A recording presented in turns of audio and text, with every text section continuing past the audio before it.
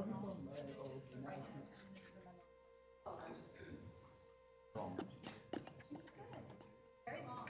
How many weeks were you on? We were gone 2 weeks, but I was gone like a few days. So, same thing, yeah, things are gone and then there's a memo. Hi, Anna.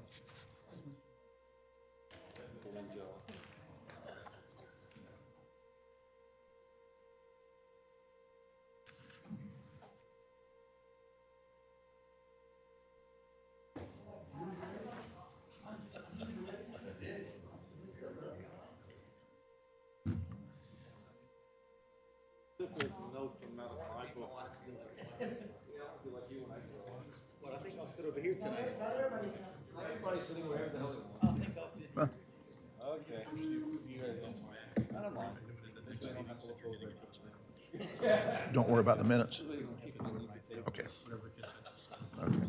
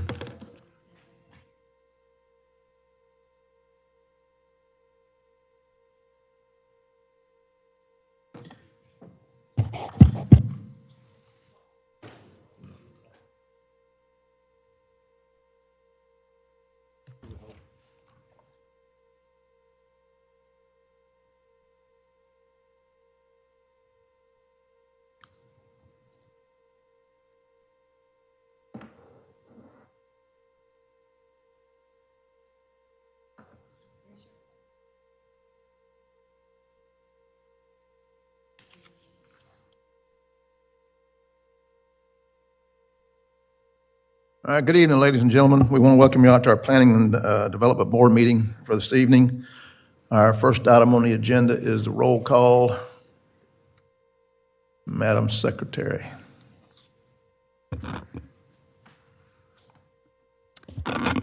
Michael Boyd, Here. Ron Long, Here. Timothy Connor, Here. Michael Goodman, Mark Langelo, Here. Dan Wilcox, Here. and Anthony Lombardo is excused tonight. We do have a full quorum. Okay, thank you, ma'am. Would you all please stand and join us as we pledge the flag?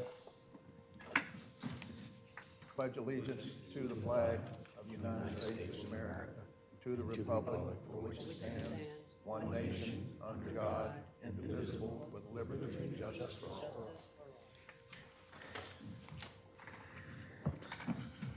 At this time, I think Mr. Langelo has something he'd like to say before we get started. Yeah, I usually don't bring up my medical issues, but thank you, Mr. Chairman. I'm suffering right now, some nerve issues, that central nerve issue. So I've taken pills that are making me very groggy. I'm also having, and it's not solving all the problems. So I'm also come up with some twitching and some pains. I don't know how long I'll stay at this meeting tonight. I'm going to try to stay as long as I can, but if the pains start to be too bad or I have other issues, I might just have to excuse myself. So I just want to let you know in advance of what might happen. Appreciate it. Thank you. Hope you do well. Next item on the agenda is the approval of the minutes, and Mr. Mingle, did you want us to? Yeah, so there may have been an issue with the publication of the minutes. Regardless, the minutes that we had approved, there was a small typo. We had marked Michael Boyd as both present and absent.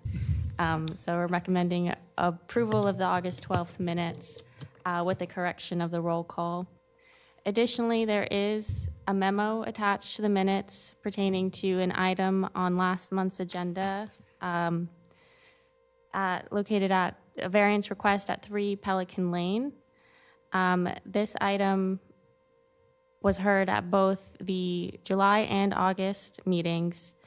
In both cases, first having a motion to approve that resulted in a tie vote, followed by a motion to continue.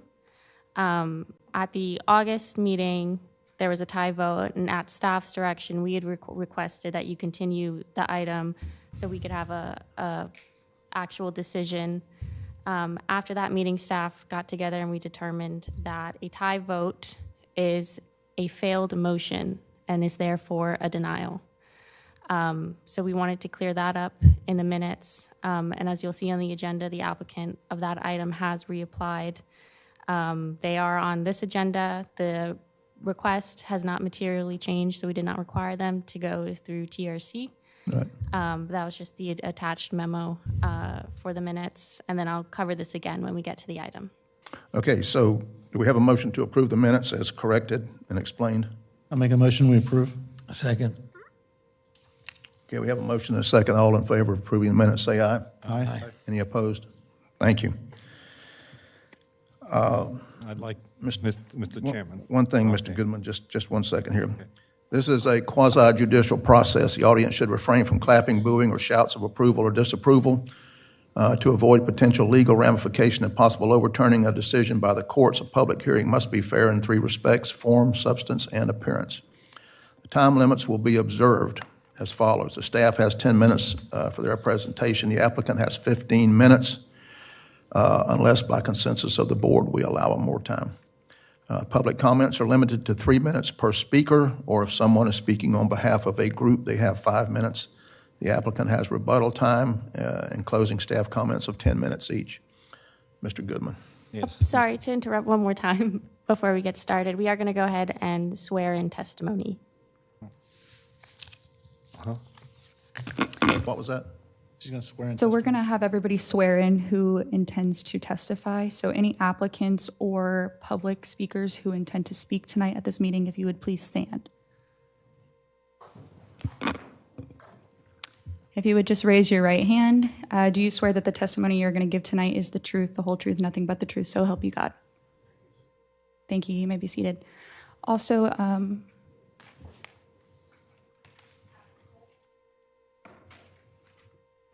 are we doing a roll call vote? We did roll call. Okay, so Mr. Boyd, you weren't here last meeting, but it was staff's preference that when we do the motions, that we do a roll call vote for the minutes. So instead of all just saying aye at the same time, we're going to do a roll call vote individually on each of the items. Okay. Okay, Mr. Goodman. Thank you. I'd like to make a motion to move item number 10 to the front of the agenda, because it's been in front of us twice before, and I think it's the fair thing to do at this point to finally resolve it while everybody is wide awake and not burnt out by listening to all the other ones prior. So I'll so second that appreciate motion. that. I'll second. Do we need a consensus of the board to do that? Yes. Okay, you board members understand he wants to move the last item up to the first item? Yes. Anybody have any problem with that? I would vote nay. I'm not crazy about it, but I'll go along with the majority. What about it, Mr. Wilcox? We have 1 nay vote? I'm fine. Where it's at. We're fine with it? Okay. I'm fine with it. So by majority, we approve. Okay, so that item is listed as item number 10. We're moving it to number 1 right now. It is a quasi-judicial item requiring disclosure of ex parte communication by any member of the board. Any member of the board have anything to report on this item? No. Seeing none, we'll continue. Project number 20250800063, request for variance in the RC Residential Limited Commercial District. Ms. Simone, Order, Mr. Chairman. excuse me. Go ahead. This was before us in February, and it failed. It was appealed to the county commission, and by a unanimous vote, it failed. We reviewed it again in July, and it failed. We reviewed it again in August, and it failed. And I'm wondering why we're considering this again. I got nothing against the applicant. I'm just wondering about the procedure. Is this a slot machine that we just keep pulling the handle and hoping that the 3 hearts are going to come up, or does a vote 5 times settle the matter?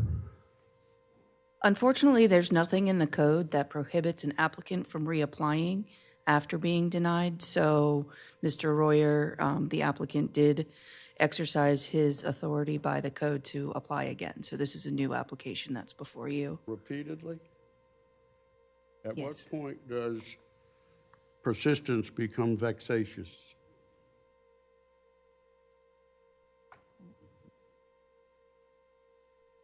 I'm sorry. One point of order to mention is that the request that you considered last month was slightly different than the request you had heard previously. And I understand that this application might be, it's not materially different than what you heard in August. And I would ask that any staff correct me if I'm wrong there, but the height of the building has changed from the application that you considered previously. Okay, so minor deviations in the plan creates a new environment where a new application can be filed, and we can hear this thing every single month for the rest of the term of this board. Is that correct? Under the current code. Okay, all right. Just wanted to clarify that. Sorry, Mr. Chairman, I yield. Thank you, sir. Ms. Simone. So this is, again, technically a new application. The applicant is seeking a new street side setback variance and lot coverage variance for a proposed pump house to supersede the variance approvals that were granted through Planning Board and Development Order 5274. That order granted a 25-foot street side setback variance from the minimum required 25-foot street side setback for a pool and pool deck, a 3.49-foot rear yard setback variance from the minimum required 10-foot rear yard setback for a pool and pool deck, a 23-foot street side yard setback from the minimum required street side setback for a pump house, and a 0.82% variance from the maximum allowed 35% lot coverage in the RC district, subject to the condition that the pump house be within the walled-in area of the pool and pool deck and with its height not to exceed 4 feet. As Mr. Connors expressed, the owner appealed the Development Board's decision regarding the pump house maximum height. The appeal was heard by the Flagler County Board of County Commissioners at their May 5th regular meeting, and the commission voted unanimously to deny the appeal on the basis that the Planning and Development Board's decision was supported by competent substantial evidence that due process was accorded to the applicant and the essential requirements of the law, primarily the 4 criteria for variances within the LDC, had been observed. And again, although the appeal was denied, our code does not prohibit a property owner or applicant from modifying or reapplying for a variance following an undesired condition or denial, and the property owner has elected to submit this new application. Again, this property is located up in the on the barrier island at 3 Pelican Lane. The future land use is mixed use low intensity. The zoning is RC residential limited commercial. It is not located in a particular flood hazard, being located in flood zone X. The soils are well draining, and there are no wetlands on the property. Again, this property is described as Lot 13 in the 8 southerly feet of Lot 16 of the River Beach subdivision.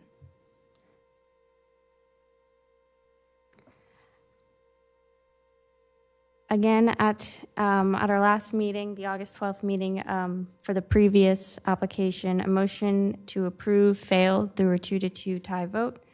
And although it was at staff's request that the application be continued to get an affirmative motion, staff ultimately determined that a tie vote is a failed vote and is therefore a denial. The approval of the new variance request would supersede the previous variance requests for the pump house, as well as the board's condition to limit the height to 4 feet and locate it within the walled-in area of the pool. And the previous variance request for the pool and pool deck would remain.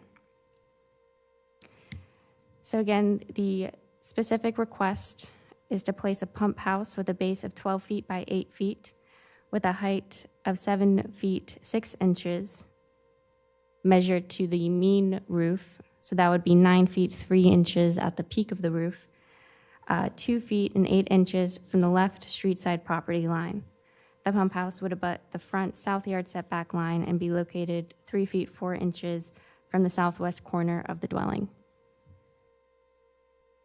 And again, we have the computer renderings provided by the applicant to show that the pump house would be designed and constructed in a similar character to the existing structure.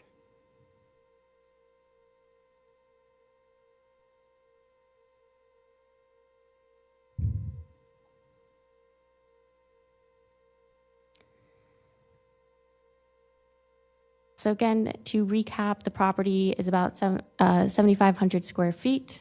It is an undersized lot of record. The initial variances were approved at the February 11th meeting. The applicant appealed the condition on the height restriction for the pump house to the county commission, who ultimately denied the appeal. They reapplied. We heard that application at our July and August meetings. Again, those ultimately ended in a tie vote, which staff, has determined to be a failed vote.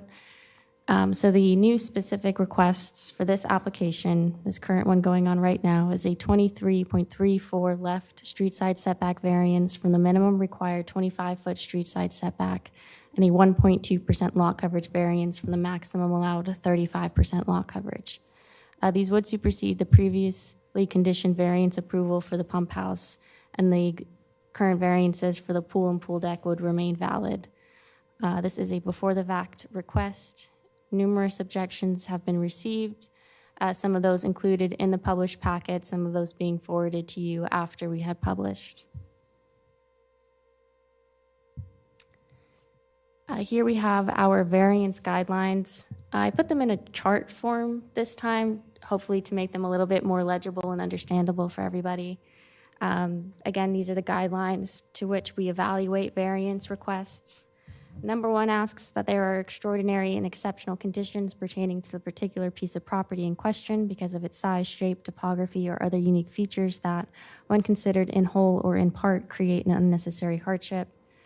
Staff found that the subject property is an undersized lot of record, being part of the River Beach subdivision dating back to 1959, and being approximately 1,500 square feet under the minimum lot size of 9,000 square feet in the RC district.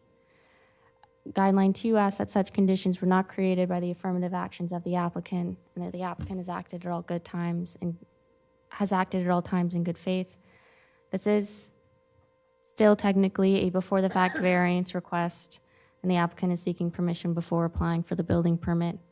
No permits have been pulled thus far for any of the approved variances.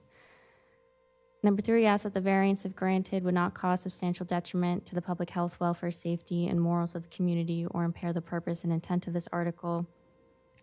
Staff found that granting the variance would not cause substantial detriment to public health, welfare, safety, and morals of the community. The applicant has submitted renderings showing that the pump house will be designed and built to be consistent with the existing dwelling. Number 4 asks that no variance be granted for a use of land or building that is not permitted by this article. Pools, pool decks, and pump houses are permitted accessory uses and structures within the RC zoning district. And finally, a variance, if granted, shall be the minimum variance necessary to alleviate the hardship. The newly proposed location of the pump house reduces the necessary relief for the street side setback, but increases the necessary relief for lot coverage. Again, meaning that compared to the originally approved variances, the pump house is being shifted to the east slightly, but it is also being expanded and increasing that lot coverage as well. While the requested variances are before the fact and the property is an undersized lot of record, the hardship is self-created. So options for the board.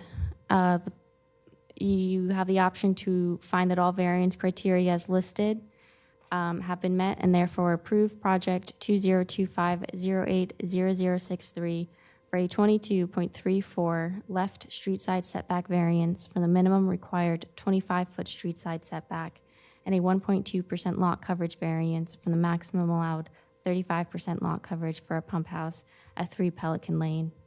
Or you can find that all the variance criteria as listed have not been met and therefore deny the project.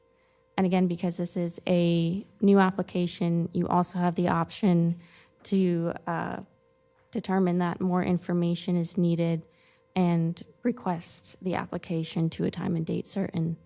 And with that, I will close out, awaiting any questions or comments from the board, and submit my report for the record. Thank you, ma'am. Any questions for staff? I just want to confirm, he does have his approval for the original variance that we gave at the 4-foot-high building, correct? Yes. Okay. Okay. Does the applicant wish to come forward and make a statement at this time? If so, please state your name and address for the record.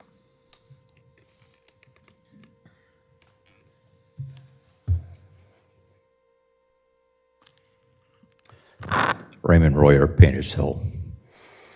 Yeah, I replied my application. I had the opportunity to talk to staff and the attorney. The attorney advised me of, do I continue with the continuance that you approved, or do I reapply? So I choose to reapply. From day one, when I tried to get this application done, I went to the, I call it the workshop with the staff members, and Adam told me twice that I could go up to 12 feet. But today I'm facing 4 feet. In my meeting with them last week, we discussed other various, when I was building this building, I was told at the workshop that everything else, mechanical-wise, electrical-wise, plumbing-wise, would have to do permits. So I didn't talk about those issues earlier. I did submit plans for the layout, and there's a heat pump that's going to be inside this building. So there's going to be CFMs being thrown off the system, and with a 4-foot structure height, it's going to have an enormous pressure build up in there. I don't know how many times I got to explain all the mechanical functions. I mean, if you want me to give you 100% what everything's going in there, there's going to be other electrical components that this is a high-tech swimming system, jet system. It's made in Germany. So each motor has its own electronic devices, remote control. And I also have a video I'd like to show you. And to give you an idea of the little pad that was used for this gentleman that just put a pad down, and it's more than just 4 feet because he has his jet system there, and he has a pull system there. And it looks to me, it's like an 8x10 pad that he has laid there, and it's got a fence around it with vines. So I'll play this for you, gentlemen.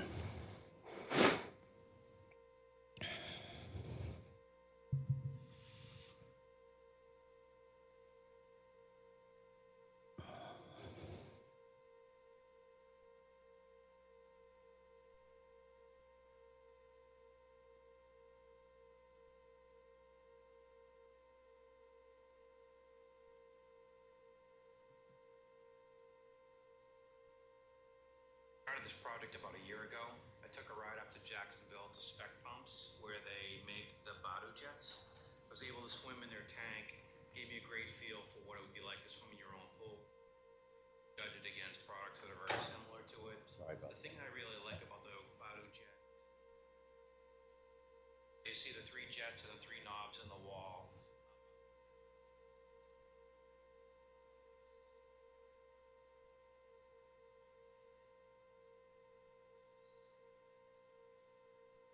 They talked about the fact that you could swim through it. I would say you definitely could swim, put your mind to it, and you really swim hard. But for the most part, it gives you a great workout. So to give you kind of a level of where I'm at, so kind of a week. Ironman's a year. So what this is able to do for me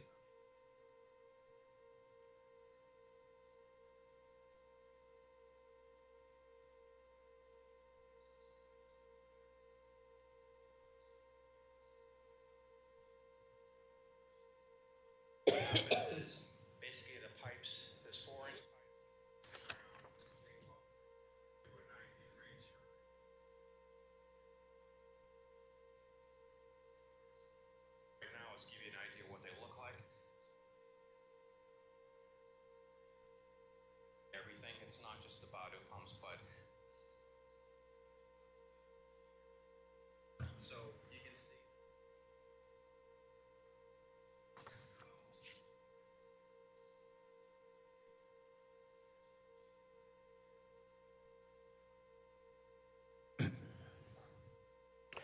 That's all about it. I had to show you because it's a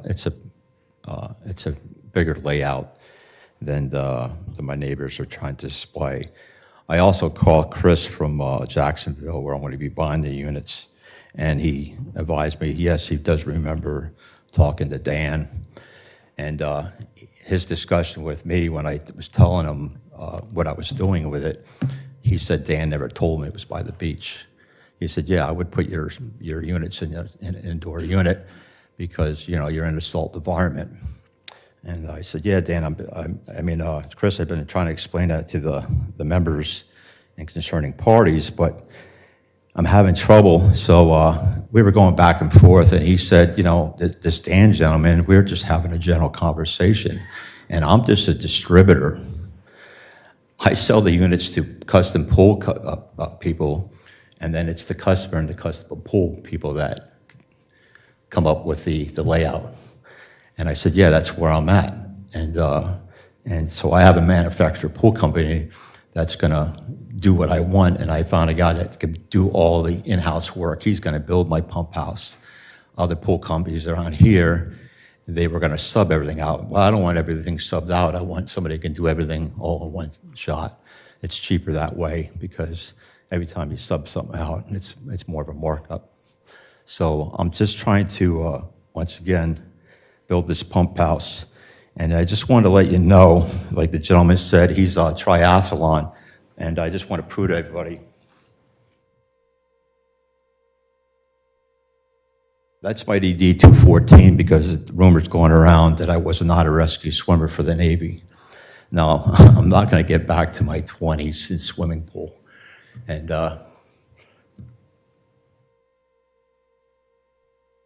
but I want to get back to swimming. And when I started this project, me and my wife got together, and she, of course, wants to put a swimming pool, just something wet. And we know we couldn't go too big as we don't have much on the west side of the property. But then I wanted to get back in the pool and swim. So the pool is a small pool. Originally, the pool was going to be 9 by 12, talking to the manufacturer. And these are the all, I didn't want to give you all this literature, but this is 396 pages. And I didn't want to go and to have you copy all this because you can even look this up online if you want, gentlemen, because it's all public information. And like Chris said from the manufacturer, he never said that these pumps can only go on a 4x4 pad. It's between when he sells the product to the pool company that's going to work with the customer and the pool company come up with a plan to install the system. And that's where I'm at, gentlemen. And that's all I have to say. Thank you. Any questions for the applicant? I have one question, sir. Just now, it showed the equipment outdoors. You're just saying that it's because you're by the beach, you need it to be covered? Yeah, because like I mentioned in prior meetings that we had to get together, I live by the beach. I'm off A1A, so of course, we're in hurricane section. According to the ordinance of year 2012, I'm allowed to build a 61 to 100 square foot building. And we discussed it about the height. They said there's no height restriction. Now, you mentioned I could do a Rubbermaid or I could do a shed from Home Depot. But at the same token, that same instruction says I still have to build all those buildings. If I'm going to build that building in square footage, that I have to build it to code. Well, I'm not choosing to build it out of timber because of the environment we live in. I'm going to build it out of brick because, again, as the pictures show, I'm trying to build it to match my home. My home is block. I have a gable roof. You've seen the pictures. It's not going to take from the neighborhood. And we argued before about this water drainage. The attorney advised earlier the water runs downhill, goes to the river, and if you read the letters, there's actually some disagreement going on. You already know I'm trying to do the roads, and so it's kind of like, unfortunately, it's the east side against the west side in our neighborhood. So They're trying to bring up that I'm going to bring excessive water for flooding. Yeah, yeah. So I was just going to just let you know that if you read all the notations, I mean, all the bickering about I'm going to use it for a bread and breakfast, so on and so on. It's just ridiculous. I can't. I just want to get this done. And again, I'm running out of time. I don't think I'm going to make the deadline to do the poll this year. Thank you. Thank you. All right, this time we'll open it up to public comments. Anyone from the general public wishing to make a comment, please come forward, state your name for the record.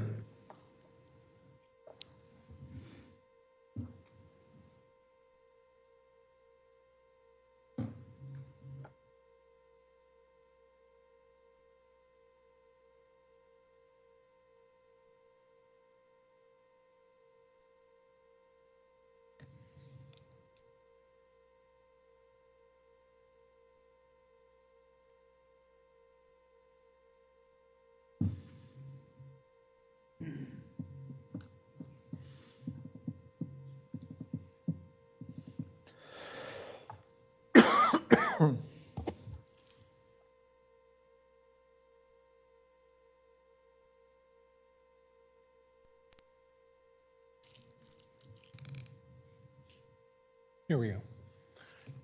Dan O'Connell, 7 Mockingbird Lane. On the screen, you have a list of the generous variances you granted Mr. Royer back in February. The approved variances are quite sufficient for a pool and a pump house.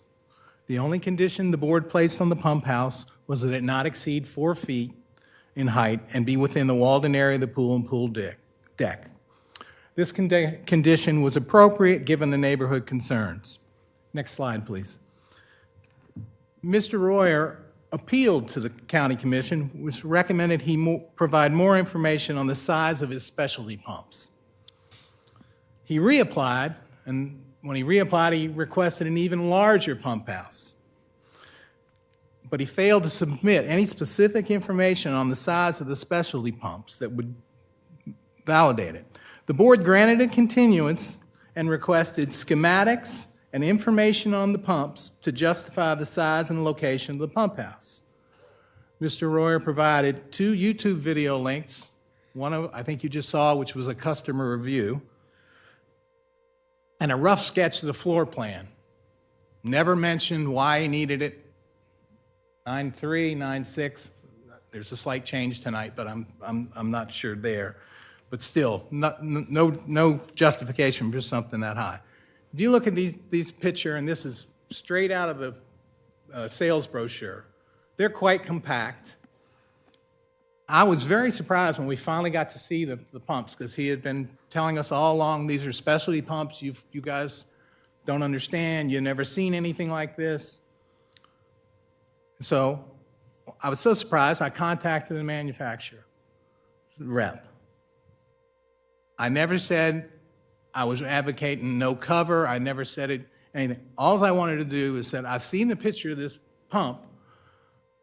Would it be okay if the pump house was only 4 feet? I've submitted the email exchange. It's in black and white. I note Mr. Royer didn't submit anything, just a hearsay. Next slide, please. This is a survey as part of the application, and we've discussed this before, that currently Mockingbird is further to the west than it was originally platted. It would move. The edge of the realigned roadway, which Mr. Royer advocates, would be closer to the property line of the pool. As Mr. Royer stated, the computer-generated drawings he's provided are not to scale. They are misleading in several ways. First, they exaggerate the amount of grass between the pool wall and the edge of the roadway. And additionally, they really don't capture the true, how close this large structure will be to the intersection of Mockingbird and Pelican. One change I note is the pump house is now going to be a metal roof. Sorry, your 3 minutes are up. Okay. I ask that you deny this request for an overly large pump house. He's got a pool and a pump house. He could be enjoying it today. I'm happy to answer any questions. Thank you. Thank you. Anyone else from the public wishing to comment?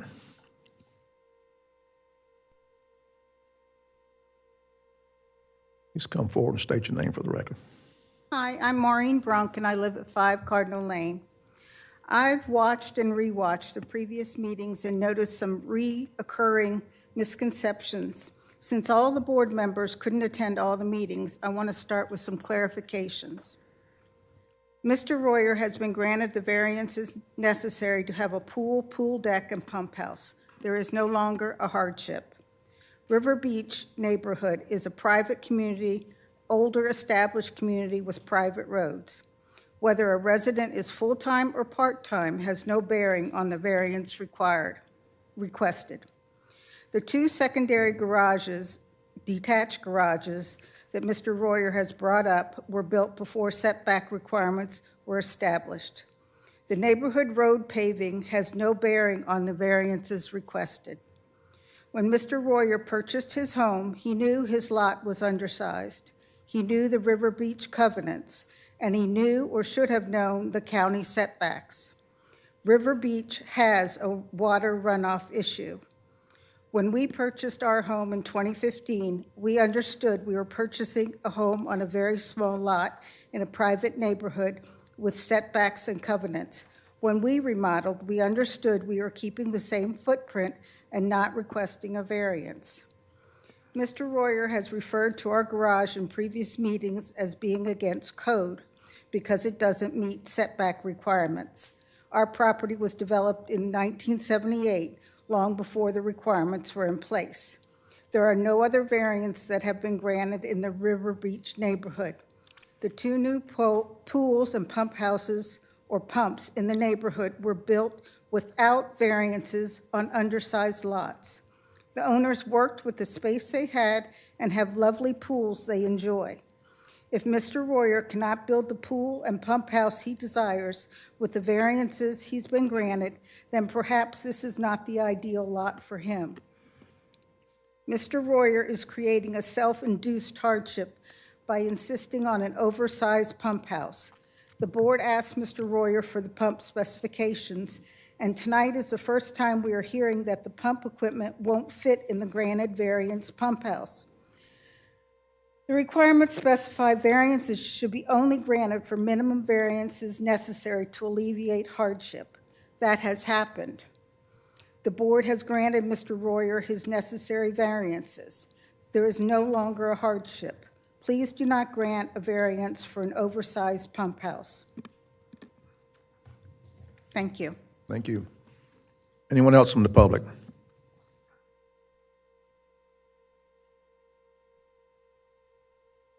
Jackie O'Connell, 8 Mockingbird Lane. This is the 4th time I'm speaking to you about 3 Pelican Lane.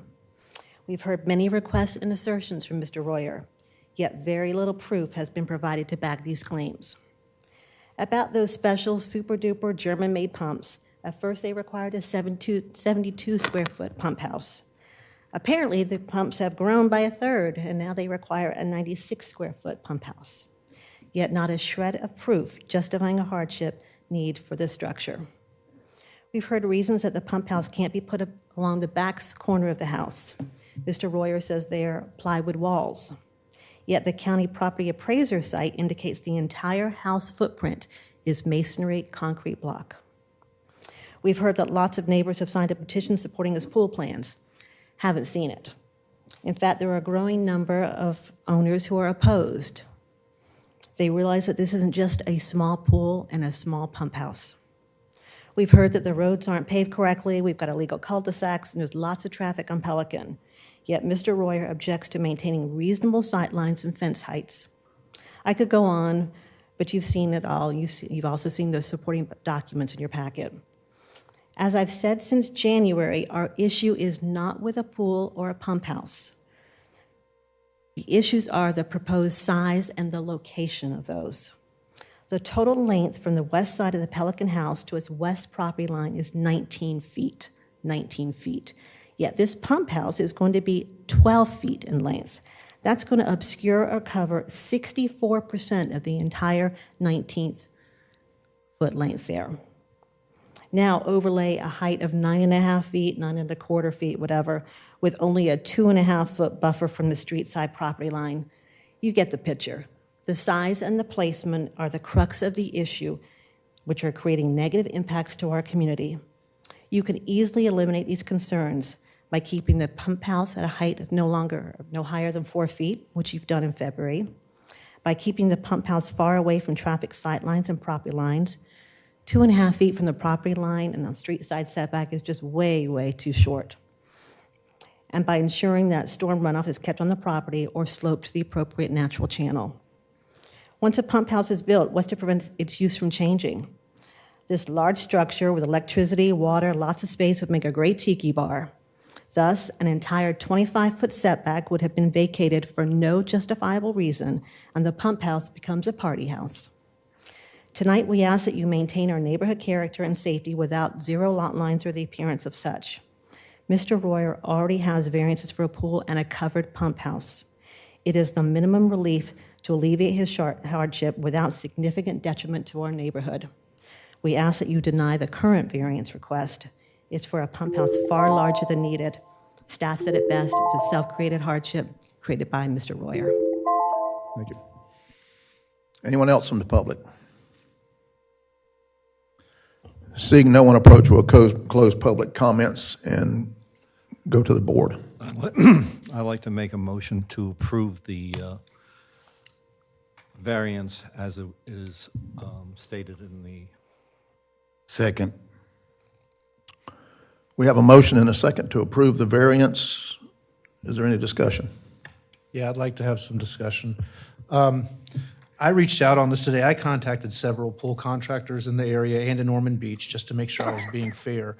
Of all the ones I have contacted, they have told me first and foremost, mainly that a 6x8 pad is plenty sufficient to handle what he's needing to do, and 4 feet is not a problem. It can all fit within there. However, they did raise one concern with me, which, Mr. Royer, you may want to look into this. The one thing that was raised to me was the fact of the heat within there. He may need to add some ventilation and stuff like that, but that would be the case whether it was a 9-foot building or a 4-foot building. So in this case, like I've said before, he has the minimum variance necessary, and us going above and beyond that would be us giving more than the minimum necessary variance. I did a lot of the exact same thing you did previously. When I heard this, I went and I looked at the Badu pool website and all that, and I contacted some of the people we work with and asked them the same thing. What are the constraints for the volumetric requirements on the pool pump enclosure? And they said to minimize the heat congestion inside the building, you need a little more height. And they suggested that. I don't disagree with you. I think you're wise to contact, and I think you're correct. I don't know if there's a middle ground here, but I don't think 4 feet's going to be adequate. That's why I said I'll second the motion on that one. I just feel like 4 feet's constraining him too much. Like I said, of everything I looked into today, and I was on the phone for probably about an hour and a half, and all these guys were really nice. I'm not going to mention all the contractors, but like I said, I spoke with 4 of them, and all of them told me that, you know, given the situation, 4 feet is plenty high enough, and I believe someone from the audience even mentioned that they had heard the same thing. So with that, in my personal, I'm going to have to stick with, he's got a variance that he's been allowed, and that's what I believe he's The problem with the heat load argument is we don't have any evidence. We don't have anything before us except for assertions that there's going to be a heat load because of the size of these pumps. Sure. This is an evidentiary hearing. It's quasi-judicial in nature. We can't just go on a hunch and a prayer. We have to have evidence in front of us. We have no evidence of what heat load is going to be generated or how to manage it. We can't consider that as an issue for grading. Yeah, that was a beside the point kind of thing. That was just something one of the contractors brought to my attention, and I was like, yeah, Mr. Royer may want to address that, regardless the height of the building that he winds up building. Well, I mean, that can't be part of our consideration in making a decision one way or the other because we don't have any evidence. No, it's not that. In my effort to try to be more fully cognizant of what the problems and why this is coming before us, I did just what he had. I reached out. I said, okay, is there a heat requirement? And they did say there is a heat constraint. No one's come up and said it requires X number of cubic feet. I agree with you on the evidentiary moment. I don't doubt that a heat load exists. I know. I just don't have any evidence before me that says that you can contain it in a 4-foot-high building or you need a 10-foot-high building. Well, that's the heat issue, like I said, that's not really determining my decision on this. My decision still goes back to the original minimum variance necessary. I like to speak. I'm a visual sort of person. I look at things. I happen to live just down the road. I've taken a ride there at least 2 to 3 times, looking, analyzing. I think a lot of what's been said here by his opponents is nonsense, in my opinion. I looked at it, I visualized it. I don't see it being obstructive. I see it looking as part of the house, whether it's 4 foot, 6 foot, or 8 foot tall. It's not going to make any difference. There's only one house that's to the left and west of him. Everything else, all the other neighbors are to the south or further west. I understand people get sidetracked with what they think is right and what they think is wrong. I believe in my heart and by what I saw and what I analyzed that there is nothing wrong with this project, whether it's 4 foot high, 6 foot high, or 8 foot high. It's not going to nobody's going to die, nobody's going to get any wetter, nobody's going to lose vision of streets. I mean, I just think this is just going round and round for no reason. I'll agree with you on that point from the site triangle visibility perspective. When I went out there, it is not going to create a visibility issue because of the volume, the loading, the conflicting traffic does not support the argument of the site triangle consideration constraint. It's not there. Go ahead, I'm sorry. Mr. Langello? Yeah, I mean, I wasn't here at last month's meeting, but I watched it on television because I have nothing better to do, I guess, in life. This has been, and Mike, with all respect, I disagree when you said the neighbors' arguments are bunk. I think the arguments about the water, I agree, that is not the issue. That this variance was about the height has nothing to do with the draining. So the ones who were writing in were talking about the water was not a problem, but the character of the neighborhood and how they perceive it is a relevant point. And the other issue that they did bring up, which was brought up by staff, is that we gave an awful lot of the variances asked.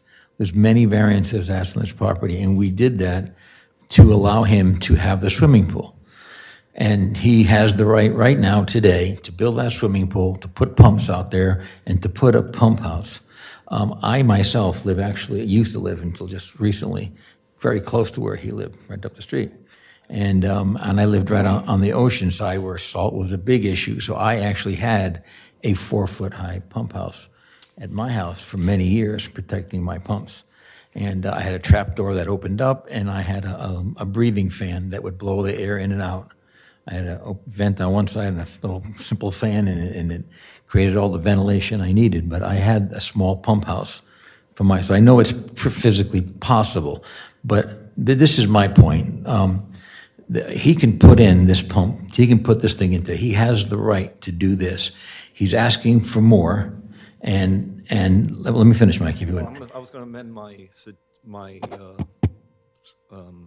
motion. Okay, but let me finish it if I can. He's asking for more, and I get it, Mr. Royer. I get it. If I were you, I would want what I want. You know, this is America. We want what we want, but there are some limitations that we have to live within. So the current property, for instance, that I live in, I have a 3-car garage. It's not big enough. It's not big enough. I want to have a 5-car garage, but I'm in a setback issue. I can't build it without getting a setback. Now, just because I want to put in, I want a nice sports car because it makes me feel good, and I want to put a camper because it's good for my vacation, good for my health. I come up with all the reasons in the world where I want something. But I have a house, I have a garage, I can function in quite adequately. I got 3 cars. So, at what point does the request in a variance situation become more than what you need and just what you want? And I think we sort of got there we can't accept it more. That's why I thought that just giving variances because somebody comes in, they want something, I thought we did a great job in giving him, more than what the code allows by far, but we gave it to a point that it was, I think at this point, I'm going to try to play Solomon. okay. We've given him, well, it has been approved as 4 foot. He wants 8 feet. Would 6 feet make anybody change their mind You're talking about in height. in height? The only thing, Find a compromise so that he doesn't get everything he wants, but he gets the opportunity to do. I feel like, I'm- I I'm- feel like I like, said, I I'm feel just like I trying to need a play lawyer to solid. help negotiate this deal. Hey, listen. I think we have one on the dais over here. I'm trying to bring this to a No, I hear you, I hear you. conclusion. I thought the reason all along that the pump house was asked for a higher height was privacy, to be honest with you. Privacy. That's what I thought. I thought the man wanted privacy, and if I was him, I'd want privacy. I think you can achieve privacy on the property with vegetation better than this thing. Ton bamboo, there's a million. We actually have a landscape engineer, architect right now who could help us with that. But I think there's ways of the privacy. I'd like to find a way to approve this. Can you give, like I said, let's do 6 feet. If you don't want to do 6 feet, let's do 5 feet. Let's I find won't be able to do 6 Let's find feet. some It's sort been of approved. I'm sorry, I'm going to be stuck at the current variance that he has. He has, as Mr. Langelo has stated, we've given him the variance to be able to do what he wants. He gets to build a pool, and he gets to put a pump house there. But we're not giving him the variance to be able to do a shed to include all his his lawn chairs and all that kind of stuff. At 5 feet, he's not going to have room for his lawn chairs and that anyway. So, Well, and my thing is what I'm that the saying 4 is feet now we're sticks giving with the him fence enough- height. We're giving him enough volume, hopefully, that his pool motors don't burn out. Yeah, one of the what is it, 8 by 12 now, I think? That's plenty of volume within it, because as I But you said, have to have height also because well, most of the heat guys told me, rises. well, yeah, and with that, there's ventilation you can put in and all that kind of stuff. But my bigger thing, if you go higher than that, then you're breaking up the look from the fence. The fence is at 4 foot high, and the reason for the 4 foot height for the pump house was for concurrence, to where whenever you walk around the outside of it, you don't see all this going on. It's just a 4 foot fence all the way around, nice, clean, prim, proper. So why not make the Mike, fence let me 5 ask you- feet? Mike, Why let not me- make the fence 5 foot high? I hear what you're saying, and let me ask you a question. First of all, we didn't restrict the area on the ground. No. Correct. So it could be quite large I on was the even ground. going to say, I was going to even mention maybe we expand the footprint for him if he needs it. As Mr. Connor rightly said, this is an evidentiary hearing, and if we were to vote tonight, it seems like he would not probably get his variance, he'd be denied in effect by lack of a positive vote. He would have to reapply again if he wants to do it again. If he reapplied again and brought in substantial evidence with an engineer and said that this has, by the pump and the volume, and show us based on he has all this width, but he needs the height, because you're just subjecting he needs the height. I get you. You're saying, well, what if we do 5? What if 5 feet's not good enough anyway? What if he literally needs 6 feet and not 5 feet, right?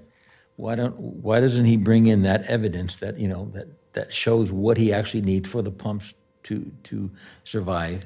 And then that becomes a hardship, and we would say, okay, even though these pumps, he's putting in pumps that are beyond a normal pool, okay, but he wants to do that, and that goes into that want I said, but we're just guessing at what he might need versus what we have evidence to say. But what you just said about the height of the walls was 5 feet. Well, the 4 height of the feet. 4 feet, and that was the code. Oh, that's the code. Yeah, that's why. That's code for fences, because it's a side, it's that's why it basically a was at fence on 4 the side feet. of his yard. That's why it was at 4 feet. Okay, gentlemen, we need to wrap this up. Yeah. Any other discussion? I have a couple of more comments. The 4 foot height was tied to the height of the wall that we approved. We gave him a variance on the north side so he could keep his house. We gave him a variance on the west side so he could extend to a 0 lot line pool construction. We gave him a variance on a 4 foot high fence that went all the way out to the 0 lot line and wrapped around to the encroachment in the back, which is the north side.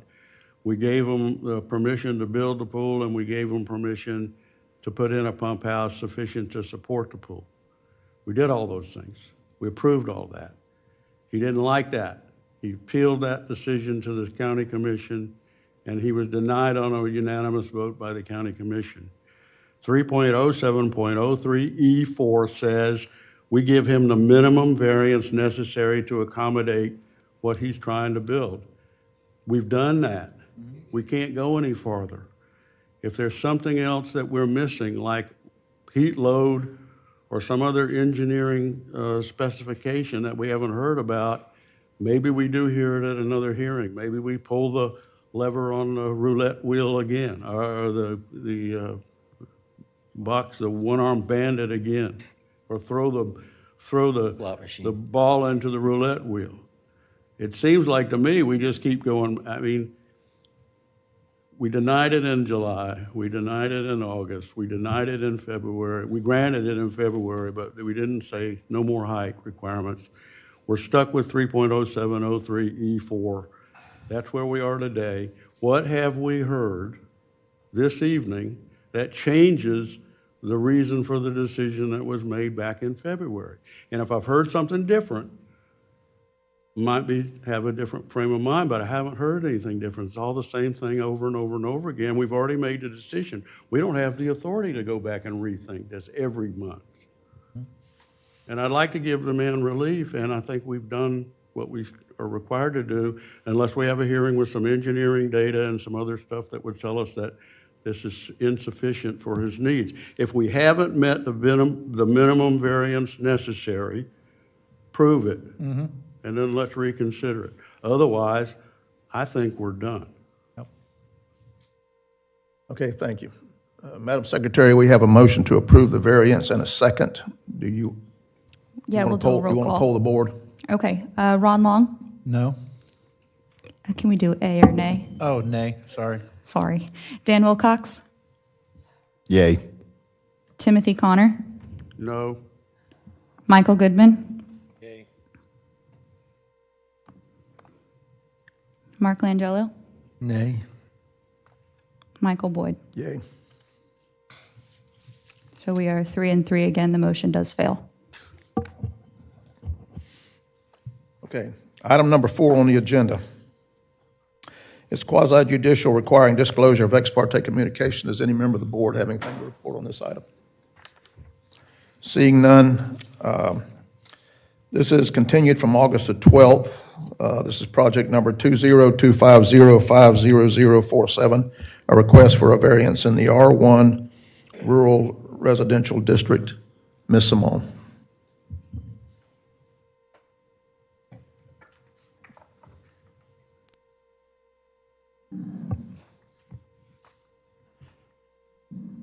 This variance request was continued from the August 12th, 2025 meeting.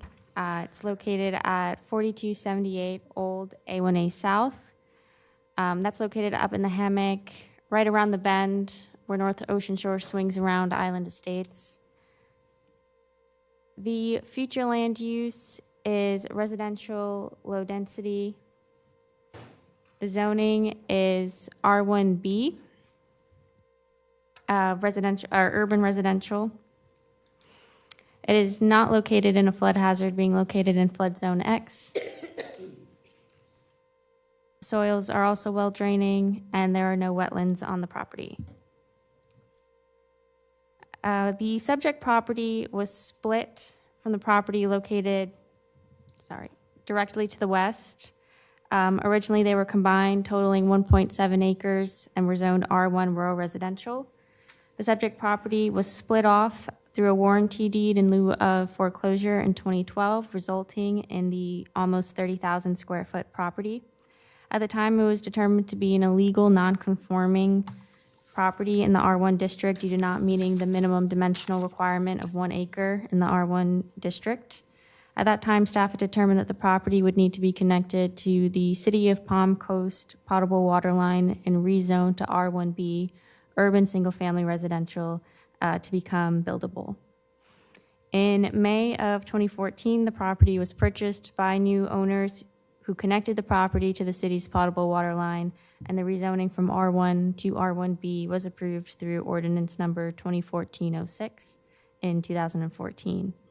The single-family dwelling was subsequently built in 2016, and the current owners purchased the property in 2020. On May 23rd, the applicant submitted a request for a variance on behalf of the owners to build an extension on the southeast corner of the existing single-family dwelling. As shown on the site plan, the addition is proposed to be built in line with the existing screened pool and located to the rear of the existing septic drain field. However, due to the angle at which the home was built, the southeast corner of the proposed addition would encroach into the minimum required 20-foot rear setback by 13.36 feet, resulting in a total triangular encroachment of 248 square feet. The proposed location of the addition cannot be shifted towards the front of the property due to the location of the septic tank and drain field, as well as the existing egress windows for the bedrooms on that side of the house. We should also note that the parcels in this area are impacted across their rear parcel lines by the Intracoastal Waterway, or the Florida East Coast Canal's right-of-way, with each parcel's upland area within the right-of-way. Construction in that right-of-way has to be permitted through the Army Corps of Engineers, but this proposed addition is still 6.64 feet away from that right-of-way line.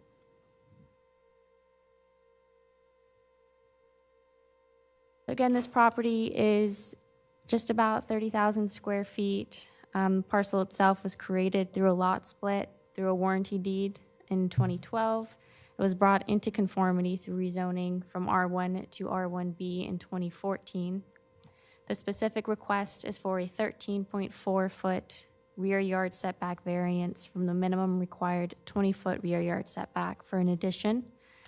This is a before-the-fact variance request, and public comments have been received and were included in the packet. Reading our variance guidelines into the record, number one, asking for extraordinary and exceptional conditions. The size of the subject property conforms to the R1B zoning district. However, due to the irregular shape of the lot, the single-family dwelling was built at an atypical angle, which increases the difficulty of maintaining the rear setback. Additionally, the location of the northern boundary of the Florida East Coast Canal right-of-way further reduces the buildable area to the rear of the single-family dwelling. Number two asks that such conditions were not created by the affirmative actions of the applicant and that the applicant has acted at all times in good faith. The irregular shape of the lot was the result of an illegal split through warranty deed in lieu of foreclosure in 2012 by a previous owner. The property was subsequently rezoned to R1B in 2014 to make the lot buildable. Additionally, the current owners did not build the existing single-family dwelling in its current configuration. Number three asks the variance, if granted, would not cause substantial detriment to the public health, welfare, safety, morals of the community or impair the purpose and intent of this article. Due to the angle of the lot lines, they requested, 13.36 foot rear setback variance would result in a total encroachment of 248 square feet. Additionally, there are no neighbors located to the rear of the impacted area, again, that being the Intracoastal Waterway. And there is a separation of about 40 feet from the proposed addition to the mean high water line of the Intracoastal Waterway. Number four asks that no variance be granted for use of land or building that is not permitted by this article. Additions to single-family dwellings are permitted use in the R1B district. And finally, a variance, if granted, shall be the minimum relief necessary to alleviate the hardship. And staff found the requested variance is the minimum relief to accommodate the addition. Your options as the board, you can find that all the variance criteria as listed have been met and therefore approve project 2025050047 for a 13.4-foot rear yard setback variance from the minimum required 20-foot rear yard setback for an addition. Or you can find that all the variance criteria as listed have not been met and therefore deny the project. Or you can determine that more information is needed and continue the request to a time and date certain. And with that, I will close out, awaiting any questions or comments from the board. Thank you, ma'am. Does the applicant wish to come forward and make a statement? So please state your name for the record, sir. Good evening, Robert Dickinson for the owners. I think Ms. Kenny did a very complete, as she always does, presentation for our project. The site plan, I put the key elements on the site plan for the variance request in red so that you could see the key elements for your consideration. The setback variance of about 13 feet, as Ms. Kenny mentioned, and 248 square feet. And you can see by the graphic and the survey that the lot is very irregularly shaped. So we're trying to deal with some additional living quarters for the existing residents within the parameters of trying to get the property usable. And we have the additional constraint of the egress from the existing bedroom windows as an obstacle. So I'll remain available for any questions that you may have, but as I mentioned, I think the presentation was complete. Mr. Chairman. Yes, sir. Hey, Bob, how you doing? Thank you. Is there any hardening on that canal of that waterway, or is that just a sandy bluff back there? I think it's coquina. Okay. Revetment, you know, it's natural coquina. It slopes down quite a bit. I think the grade change, doing it from memory, is like 15, 20 feet going down to the water. How So close no, is that? there's no bulkhead per se. Okay, how close is that grade to the addition? Well, you can see there, if you look for the rear property line where the 6.64 is, and look to the left, you'll see the top of the slope. Yeah. Okay, So I it's was pretty just flat. It's pretty flat It's flat there. area. Yes, sir. Okay, my only concern with that was about, it was less about the setback, but the setback would allow some protection, but to that hill and how close you can build to it before you're on the edge of that hill and have some, problems with the foundation or whatever. Yeah, I don't think we're looking at, like stem walls or anything like that. I don't think we're looking at anything special, construction-wise. Thank you. You're welcome. Can you tell us who owns the property that is toward the water from the back lot line? I'm sorry, could you say that again? Yeah, can you tell us who owns the property that's between the lot line and the water? Is that core property? Yeah, That's still all the right-of-way. That's fine. Part of the right-of-way? right. Do y'all have an easement for the dock and a permit from the Corps? I believe that everything has already been there. permitted. Yes, the dock and all that. But that was, prior, so I can't say for sure. Okay. Is there any other, do you know of any other use for that land that's between the lot line and the top of the slope there? I visited the site, and it's pretty much open space with landscaping. I think there is some, like a little putting green or something like that. But as you know, the Army Corps wants to restrict any hardscape elements within the right-of-way because the improvements are at risk. So, and this doesn't encroach into the right-of-way of the Army Corps. It Is that encroaches in grassy the area there? I'm sorry? Go ahead. It encroaches in the setback for the rear property line, but not in the Army Corps property. I'd like to make a statement on this, because I'm very familiar with the location since I live Yeah, so basically across the way. The Army Corps of Engineers walked away from Fox's Cut.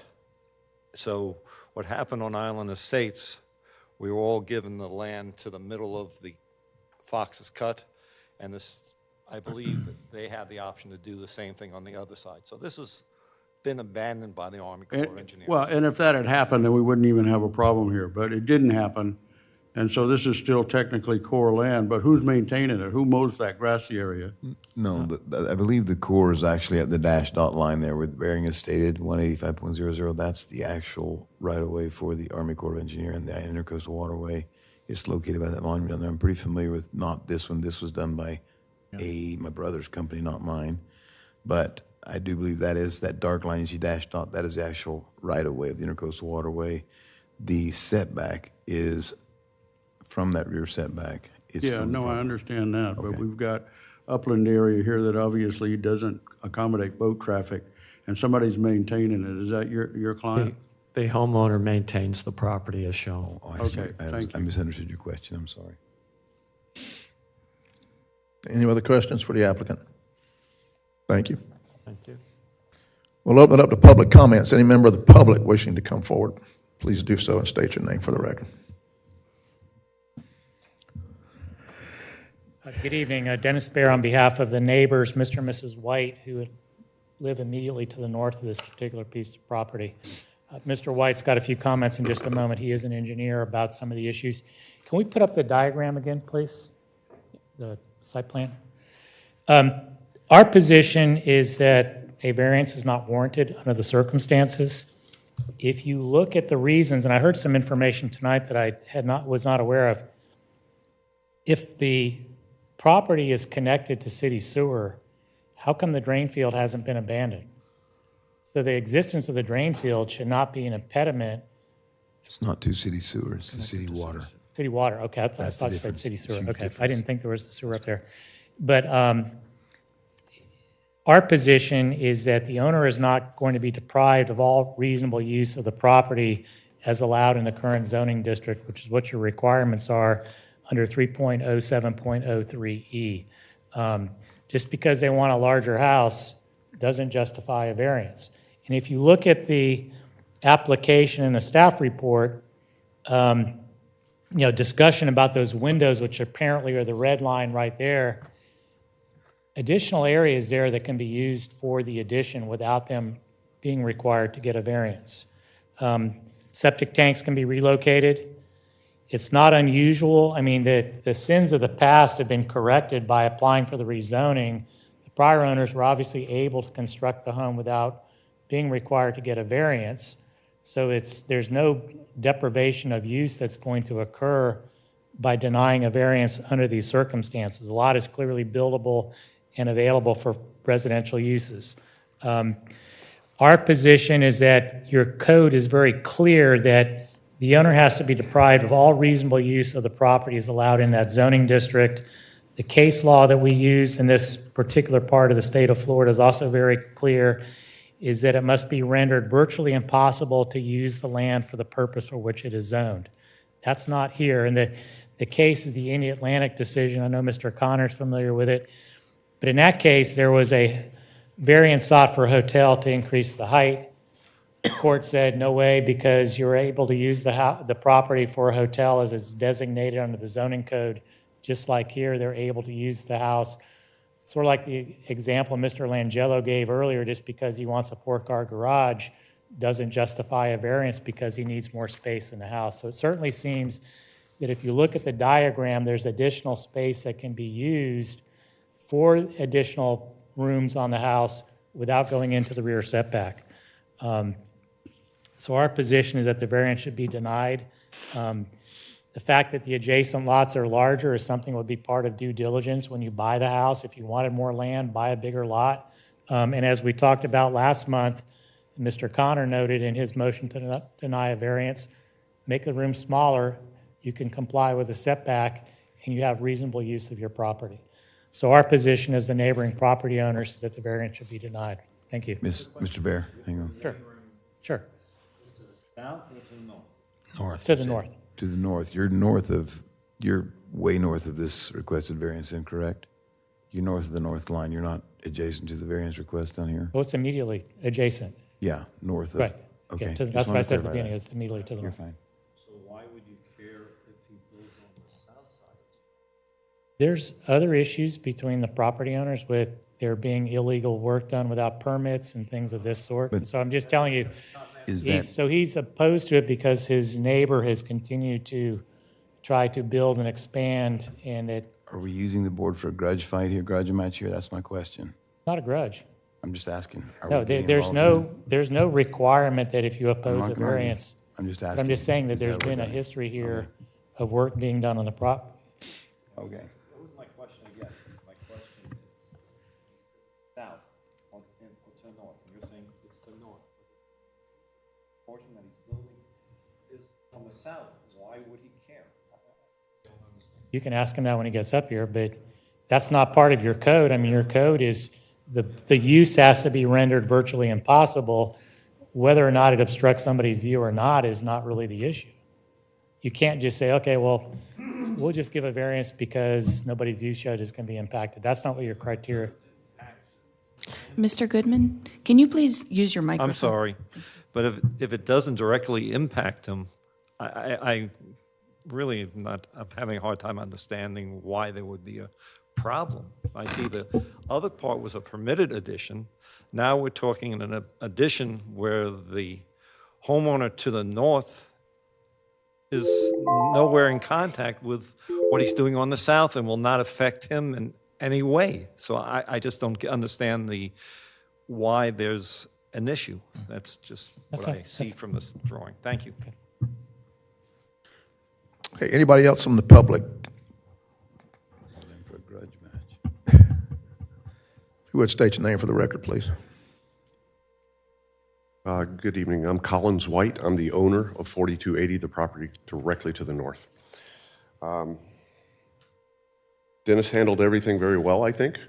Explained that we're just asking the council to do what's apparently in the charter as far as if there's not an immediate need or the property is not being completely unusable, that the variance be denied.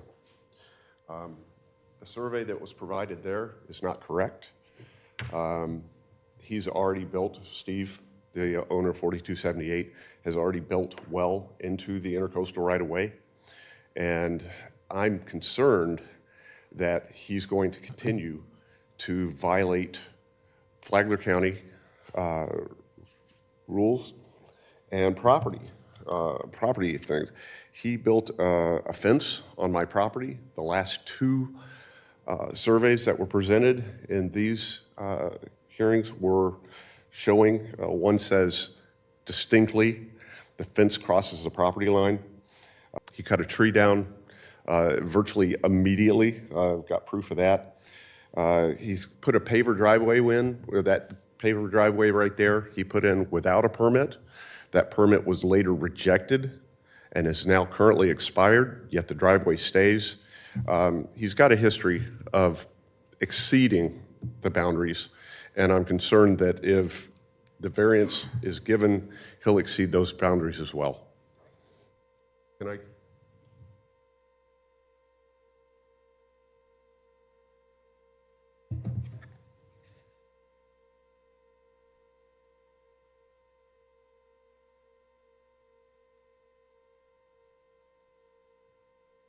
So this is the property. The red, mostly vertical line is the intercoastal right-of-way. To the right of that line is new construction that he put in. The Army Corps is actually investigating this as a violation of federal law.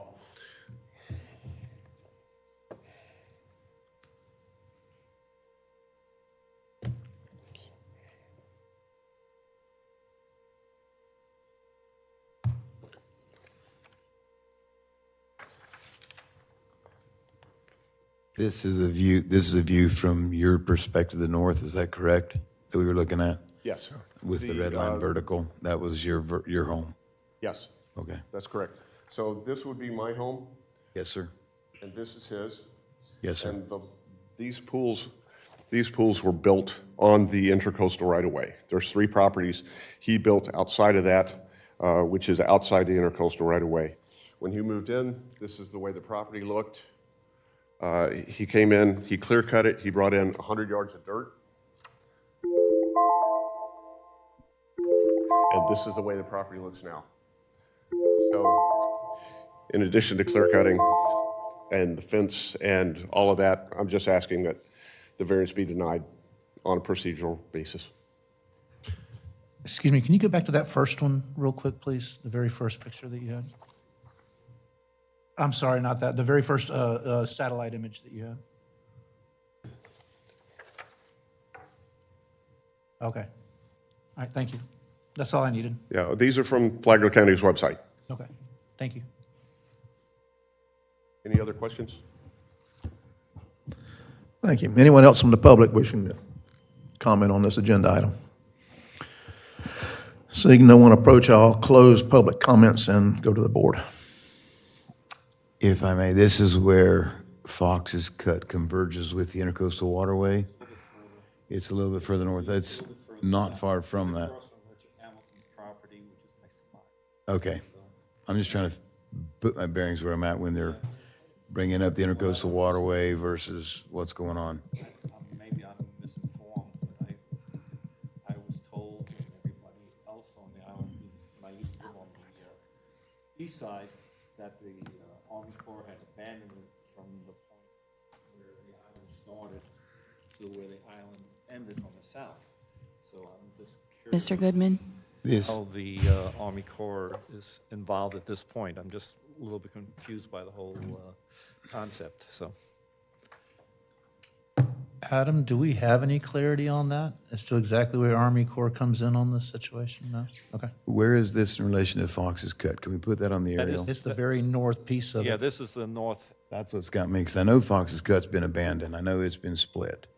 right. And there's still some people who've not accepted their portions of it, and it's on and on. Yeah, I this just is wonder where this right was where it right. happens. Okay, so this is actually the cyan portion around us. That's the parcel we're talking about? Yeah, the north edge, the Okay, north end I of know the where I'm cut. at now. So it's truly part of that mishmash of Fox's Cut versus Intercoastal Waterway. All right. So I question whether Army Corps will take a stand on this in any way, place, or form. My question, and that's for a further discussion, not this board. Any other discussion? What's the pleasure of the board? I'm going to stick with my current theme tonight, which is, I think, looking at that lot, and I know that it's a lot of record, but it's still quite larger than a lot of lots in the Hammock and other lots we've seen. I think that there was probably plenty of room to have built what the gentleman needs there, including going up. You know, no one talked about adding a second story to the lot, and it seems that there's been plenty of use, and I go along with somebody stole my line earlier about the 4-car garage. I'm going to charge you for that, sir. But anyway, I'm going to make a motion to deny. I'll second that. We have a motion to deny the application and a second. Is there any more discussion? If not, Madam Secretary, would you like to call for the vote? I would, yes. The motion on the floor is to deny. Ron Long? I say yes to this, right? I wish to deny this, so I say Yes. aye. Yes, you're Okay, in favor of the aye. motion, All so right. aye. Just got to make sure. Dan Wilcox? No. Timothy Connor? Opposed? So, Oh, no, okay. Michael Goodman? The motion on the floor is to deny. If not, you say nay. If you don't agree with me, you say nay. If you agree with me, you say aye. You say? It's if you're voting to approve it, you say Nay. nay. It's backwards. Yes. Because right now the motion is Right. to deny it. So you'd have to go against that motion. Mr. Goodman, just to clarify, you are in favor of the denial? Okay. Mark Langella? Aye. Michael Boyd? Aye. Okay, the motion carries unanimously. Hannah, is it 4-2? I believe. Yes. Yes, 4-2. Okay, item number 5 on the agenda is also quasi-judicial. Does anyone have anything to report? No.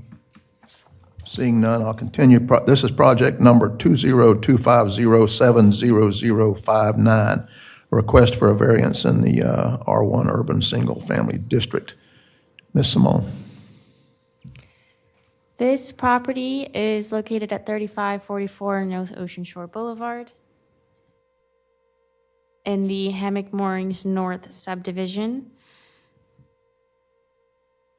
The future land use is mixed use, low intensity. The zoning is R1D, urban, single family, residential. The property, the buildable portion of the property is not in a special flood hazard, being located in Floods Cut, and then therefore is in the flood zone AE. Soils are Pomelo fine sands, and there are no wetlands on the property. Subject property is just under 10,000 square feet, having a width of 50 feet and a depth of 200 feet. However, it's important to note that the rear, approximately 70 feet of the lot, extends past a bulkhead and into Fox's Cut. Additionally, the front, roughly 50 feet, is an access and drainage easement for the subdivision. That is where the subdivision street is located. The Hammock Moorings North subdivision is zoned R1D, which provides for a 0-foot setback on one side and a 15-foot setback on the other side. In this case, for all these lots, the 0-foot is on the left or the south side, and the 15-foot setback is on the north or the right side. The plat for Hammock Moorings North also cores out a 4-foot wall easement and a 15-foot drainage easement all along the right setbacks as well. So on the right side, you have a 15-foot setback overlaid with a 15-foot drainage easement. The contractor for this property applied for a building permit for a single-family dwelling in May 2014. Based on the submitted site plan, which showed the proposed dwelling to be located outside of that 15-foot setback and 15-foot drainage easement, the permit was issued.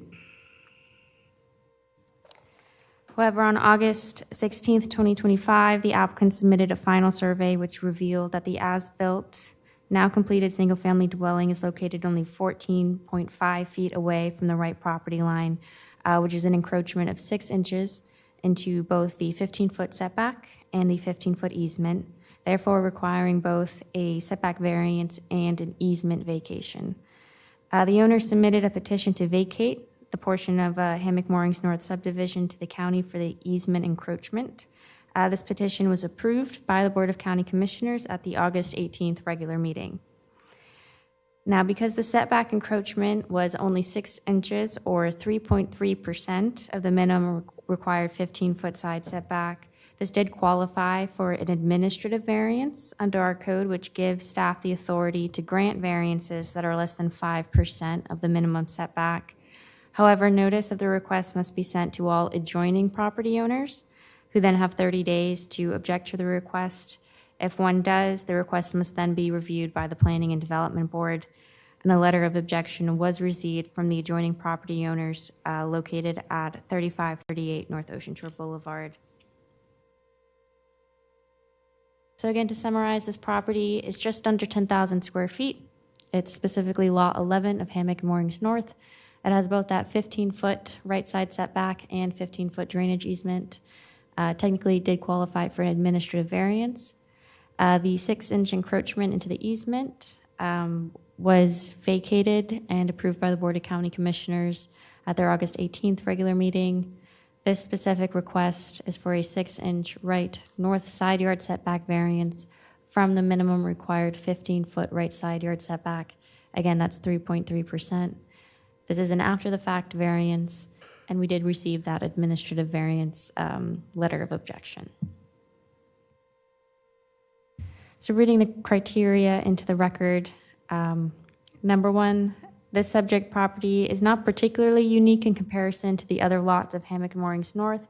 However, the rear 70 feet approximately of the lot is the Florida East Coast Canal, or also known as Fox's Cut, and the front approximately 60-ish feet of the lot is an access and drainage easement. And then the right 15 feet of the property is also a drainage easement. With these limitations all taken into consideration, there's only about 2,300 square feet of buildable area on the lot, constituting a hardship. Number two, the 6-inch encroachment into the right side setback is due to surveyor's error. The conditions were not created by the affirmative actions, and the applicant has acted at all times in good faith. Number 3, the 6-inch encroachment is only 3.3% of the total setback area. Again, normally would have qualified for an administrative variance. Additionally, the Board of County Commissioners approved that for the minimum required 15-foot right side area setback, or you can find that all the variance criteria as listed have not been met and therefore deny the project, or you can determine that more information is needed and continue the request to a time and date certain. And with that, I will close out, awaiting any questions or comments from the board, and submit my report for the record. Thank you, ma'am. Let me ask, so the easement was vacated? Yes. Mr. Chairman? Yes, sir. May I ask the builder a question? Yes, sir. Go ahead. Did you get a foundation survey? The builder a question. Yes, sir. Go ahead. Did you get a foundation survey? A form board survey? That is a very good question, and yes, we did. We got the foundation survey when it came in. None of us caught it, but the foundation survey did not show the dimensions on the north side of the house. It showed all 3 other sides. And in fact, this mistake wasn't found until we submitted for CO inspections on the house, and your planning group found that error. So you did have a foundation survey. I think the county, I don't know if Adam's still back there, but I think the county, or Chuck, that is submitted during the building process, right? We're still submitting foundation surveys We did submit. during the building process, correct? Foundation surveys are not required. I thought they were required. Is that correct, Adam? You have to do a foundation survey as part of the building process, right? City of Palm Coast, yes, not the county. Only if it's in the flood zone. Only if it's in the flood zone. Interesting. Every other county I've Okay. ever done. I thought that. I thought you all had that. Okay. Please come forward and state your name for the record. Hello, everyone. My name is Marlon Fuller. I am the owner of the property directly to the south of this particular property, and I've owned there for 14 years. I respectfully submit I respectfully submit this statement to oppose the variance request for this particular property based on Florida law, well-established zoning principles, and the potential negative impact on both the neighborhood and the integrity of the zoning enforcement. In particular, this property is one of the board members for the HOA, which should be upholding the different codes for the community. So as to one, this is a self-created hardship and it's not a legal basis for a variant. The applicant's request is based on a hardship of their own making. I certainly understand that there was a mistake, but Florida courts have repeatedly held that a property owner or the builder can't benefit from their own mistake, i.e. Josephson and Autry. This is, like I said, a self-created hardship, and that do not entitle a property owner to relief for relief through a variance. Secondly, there's no showing of unnecessary hardship. Florida law requires that an applicant demonstrate unnecessary and undue hardship, i.e. Fine versus City of Coral Gables, where the court defined that hardships as a non-self-created characteristics of the property in question, which renders it virtually impossible to use the land for the purpose or in the manner for which it was zoned. In this case, the property was fully usable without encroaching into the setback and easement, so that this violation is entirely a result of the construction. Thirdly, the owner of this property has, without a certificate of occupancy, has been living there for the last 4 months. I have cameras around my property on the south side. I sent this to the planner and the enforcement code, so they will have pictures and videos for the last 2 months with this resident living there. And lastly, there's a negative impact on the public welfare and neighborhood characteristic when we looked at safety and fire risk, privacy, airflow, drainage, and the neighborhood integrity. So in conclusion, for these reasons, I respectfully argue the board to deny the variance request. Granting the variance would reward a self-created hardship contrary to the established Florida case law, undermine the legal standard for unnecessary hardship, encourage noncompliance with the occupant and building regulations, and erode the protections for the setbacks and easements. All right, sir, your time's up. Got a question? Yes, I do for him. You live on lot 12 to the south, correct? Correct. On the 1.5-foot side. Correct. If this were done correctly, he'd be 6 inches closer to your house. Is that correct? I believe that may be correct. Okay, I just wondered. Mr. Chairman, can I ask a question? Yes, sir. I was with the same thing. I noticed that you are to the south of this. You had a lot of, I mean, not reading through the legal speech, and it was a nice job. Thank you. Could you tell me in just layman's terms, okay, consider us a layman, what is the detriment that you're calling this to the neighborhood? What is I mean, obviously, as the IS member mentioned, the house is further from you, so it's not actually a detriment to you. If anything, you have a little bit more room between your property. But what is this? No, how I does think this? I have more room. Well, I mean, if he was to build that house the way he intended and hadn't made a mistake, he would have been 6 inches closer to you. Right. So my question is by this house being 6 inches further from you and 6 inches closer to the north, how was that a detriment to this neighborhood? Because as I gave some examples about easement, airflow, water drainage, fire hazard. Those are just words. I mean, honestly, airflow. I mean, look. I'm a builder and I'm an architect. I actually own. I lived 40 years just a few blocks down, a few houses down from here. Yes, sir. So I don't. And many houses and many subdivisions are way closer than this. So I'm just asking you. I mean, layman's term. Where do you perceive, I mean, you're here tonight because you obviously have an issue with this, and I'm just trying to get wrap my head around how this is a detriment to the neighborhood or to you.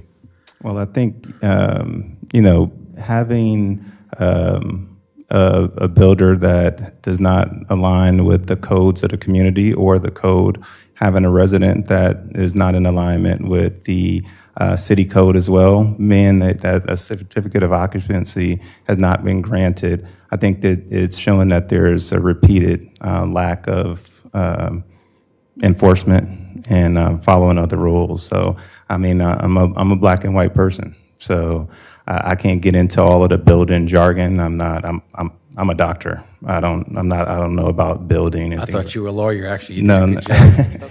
but he did a good job. I have my doctorate. Okay. So that this isn't my expertise. But looking at things being black and white, I know these individuals, of course, and from as a HOA, you have to follow guidelines. So I think that's something to consider. Okay, thank you very much. You're welcome. Mr. Chairman? Yes, sir. I have a question or two. Do you consider, yes, do you consider having this gentleman shave 6 inches off the exterior wall of his house a hardship? I'm not sure I follow. Well, if we were to deny this request and he was required to make the house 6 inches smaller, he would have to take the outside wall down, wouldn't he? Which means the roof would have to come off, the wall would have to come out, that whole thing would have to be rebuilt, new roof structure would have to be put on. Do you consider all of that to be a hardship? I haven't considered that as a hardship. I'm just going based on what the code says. Okay, thank you. Thank you. You're welcome. Anyone else from the public wishing to come forward? Please state your name for the record. Joe Limpert. I'm in the lot to the north, and I do not want to see 6 inches come off that house. I'd like to get the contractor out of there so we could have peace at our house, okay? But I would like a concession in writing that we will have access to our utilities to the south, that are on the south side of our house, including our electrical meter, our IT, which is in the ground, and most importantly, our generator plug, or where we can plug in our generator in case the power goes out. It's on the southwest side of our house. And to be able to get the generator there, I got to come out of my garage and go down that side of the house to be able to plug it in. So I would like a concession from the owner that he will allow us to have that access at all times. Other than that, I do not want to see 6 inches come off that house. Mr. Chairman, can I ask a question? Are you in the same subdivision? Yes, sir, I'm the house to the north. I'm Yes, the one- but you're in the same subdivision, correct? Yes, sir. I'm the one that Okay. got. And you also built yours on a zero lot line, giving yourself a foot or less to that property line? Yeah, I think we're 6 inches. Okay, thank you very much. But we I are was the just one to trying- the north. We're the one impacted the most. Yeah, no, I understand that. I was just trying to understand if you were in that subdivision, if you were a zero lot line. Thank you. Yeah, so we just want to be able to maintain our house and no I hear you. objection from that owner. And Thank we you. would like that concession in writing. Thank you. I have a question for the staff real quick. I'm sorry, question. The 4-foot wall maintenance easement that's listed on here, will that remain? And I'm assuming that's the easement that this gentleman is talking about. Okay. Will that 4-foot wall maintenance easement also reflect his ability to access his generator plug along the south side of his house? That's what I was would assume that's confirming, what yeah. that's for, is that correct? A That's what I maintenance want to make easement? sure of. So the concession he's asking for is addressed by the platted easement there on the zero lot line to the north. Yeah, if that's indeed what this is mentioning, the 4-foot wall maintenance I see easement. Chuck saying that yes. Sounds like exactly what it'll be. That- Yeah, the house in that's the question is still purpose of 14 and a half foot. Yeah, it's the purpose of the 4-foot Okay. easements is to allow access to the, Easy enough. So he has by code, by plat, his concession is met. His request is met by him being able to access along that northerly 4 feet of this lot, which is the southerly absolute zero lot line of his. Yes. Okay. All right, cool. I just wanted to make I'll sure. make a motion to approve the variance as stated. I'll second. We have a motion and a second. Any discussion? Madam Secretary, would you like to poll the board? Sure, the motion on the floor is to approve the variance. Ron Long, Yes, aye. Dan Wilcox, Yes, I. Timothy Connor, Aye. Michael Goodman. Yes, aye. Mark Langella, Yes. Michael Boyd. Aye. Thank you. The motion does carry unanimously. Next item on the agenda is item number 6. It's also quasi judicial requiring ex parte communication. Does anyone have anything to report on this item? Seeing none, this project number is 20250700043, a request for a variance in the PUD Plan Unit Development District. Ms. Simone.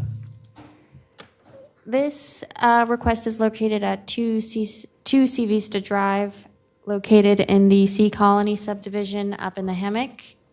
This specific property is located in the corner of C Colony Drive and C Vista Lane. The future land use is mixed use, low intensity. The zoning is PUD, planned unit development. The property is located in flood zone X. The soils are primarily sands, and there are no wetlands on the property. The subject parcel is approximately roughly 7,500 square feet and is described as Lot 307 of the C Colony subdivision. The applicant submitted a variance application in August for a 6-foot rear yard setback variance from the minimum required 20-foot rear setback for a dwelling per the C Colony plat addendum in order to enclose an existing and already roofed screen enclosure with windows. The applicant initially submitted a building permit to enclose the existing screen room currently located approximately 14 and a half feet away from the rear property line with windows. Staff rejected the permit and informed the applicant that enclosing the existing screen room triggers the 20-foot setback for the primary dwelling, as it would be considered part of the primary structure. And so the applicant then submitted this variance request. The applicant also provided images. The photo on the left is from the corner of Sea Vista and Sea Colony, looking westerly. And then the photo on the right is of the rear of the property, now looking south. There you can see peeking out the existing screen room. And then looking at it straight on from the back, we see the existing screen room with that already existing hard roof. And then looking down the way, we can see that this pattern of enclosing screen roofs is pretty popular in the Sea Colony subdivision. So the existing screen enclosure, again, is existing. It's already roofed. It's not being proposed to be expanded. So to summarize, again, roughly 7,500 square feet, lot 307 of Sea Colony. Based on the way that the plat addendum reads, enclosing the screen enclosure with windows triggers the primary structure setbacks. And so the specific request is for a 6-foot rear yard setback variance from the minimum required 20-foot rear yard setback at 2 Sea Vista Drive. This is a before-the-fact variance request, and no public comments have been received. Going into our variance guidelines, number 1, the property is somewhat unique compared to other lots of Sea Colony, being a corner lot. Additionally, the screen enclosure with its hard roof is already existing in its current footprint. The interpretation as to how the plat addendum differentiates between a screen enclosure and the primary dwelling creates a hardship. Number 2, the screen enclosure with its hard roof was built prior to the current owners purchasing the property. These conditions were not created by the affirmative actions of the applicant, and they have acted at all times in good faith. Number 3, the screen enclosure already exists in its current footprint and is not being expanded. The variance would not cause substantial detriment to the public health, welfare, safety, and morals of the community or impair the purposes and intents of this article. Number 4, the enclosed screen enclosure would be a residential use that is permitted in the Sea Colony subdivision. And then finally, as the footprint of the screen enclosure is not proposed to be expanded, the requested variance is the minimum variance necessary to alleviate the hardship. And so your options as the board are to find that all the variance criteria as listed have been met and therefore approve project 2025-07-0043 for a 6-foot rear yard setback variance from the minimum required 20-foot rear yard setback at 2 Sea Vista Drive, or you can find that all the variance criteria have not been met and therefore deny the project, or you can determine that more information is needed and continue the request to a time and date certain. And with that, I will close out, awaiting any questions or comments from the board, and submit my report for the record. Thank you, ma'am. Does the applicant wish to come forward and make a statement?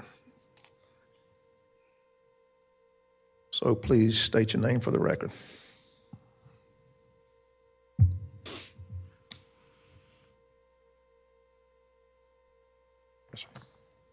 Good evening to the board. My name's Jim Barletto. I'm the owner and resident at 2 Sea Vista.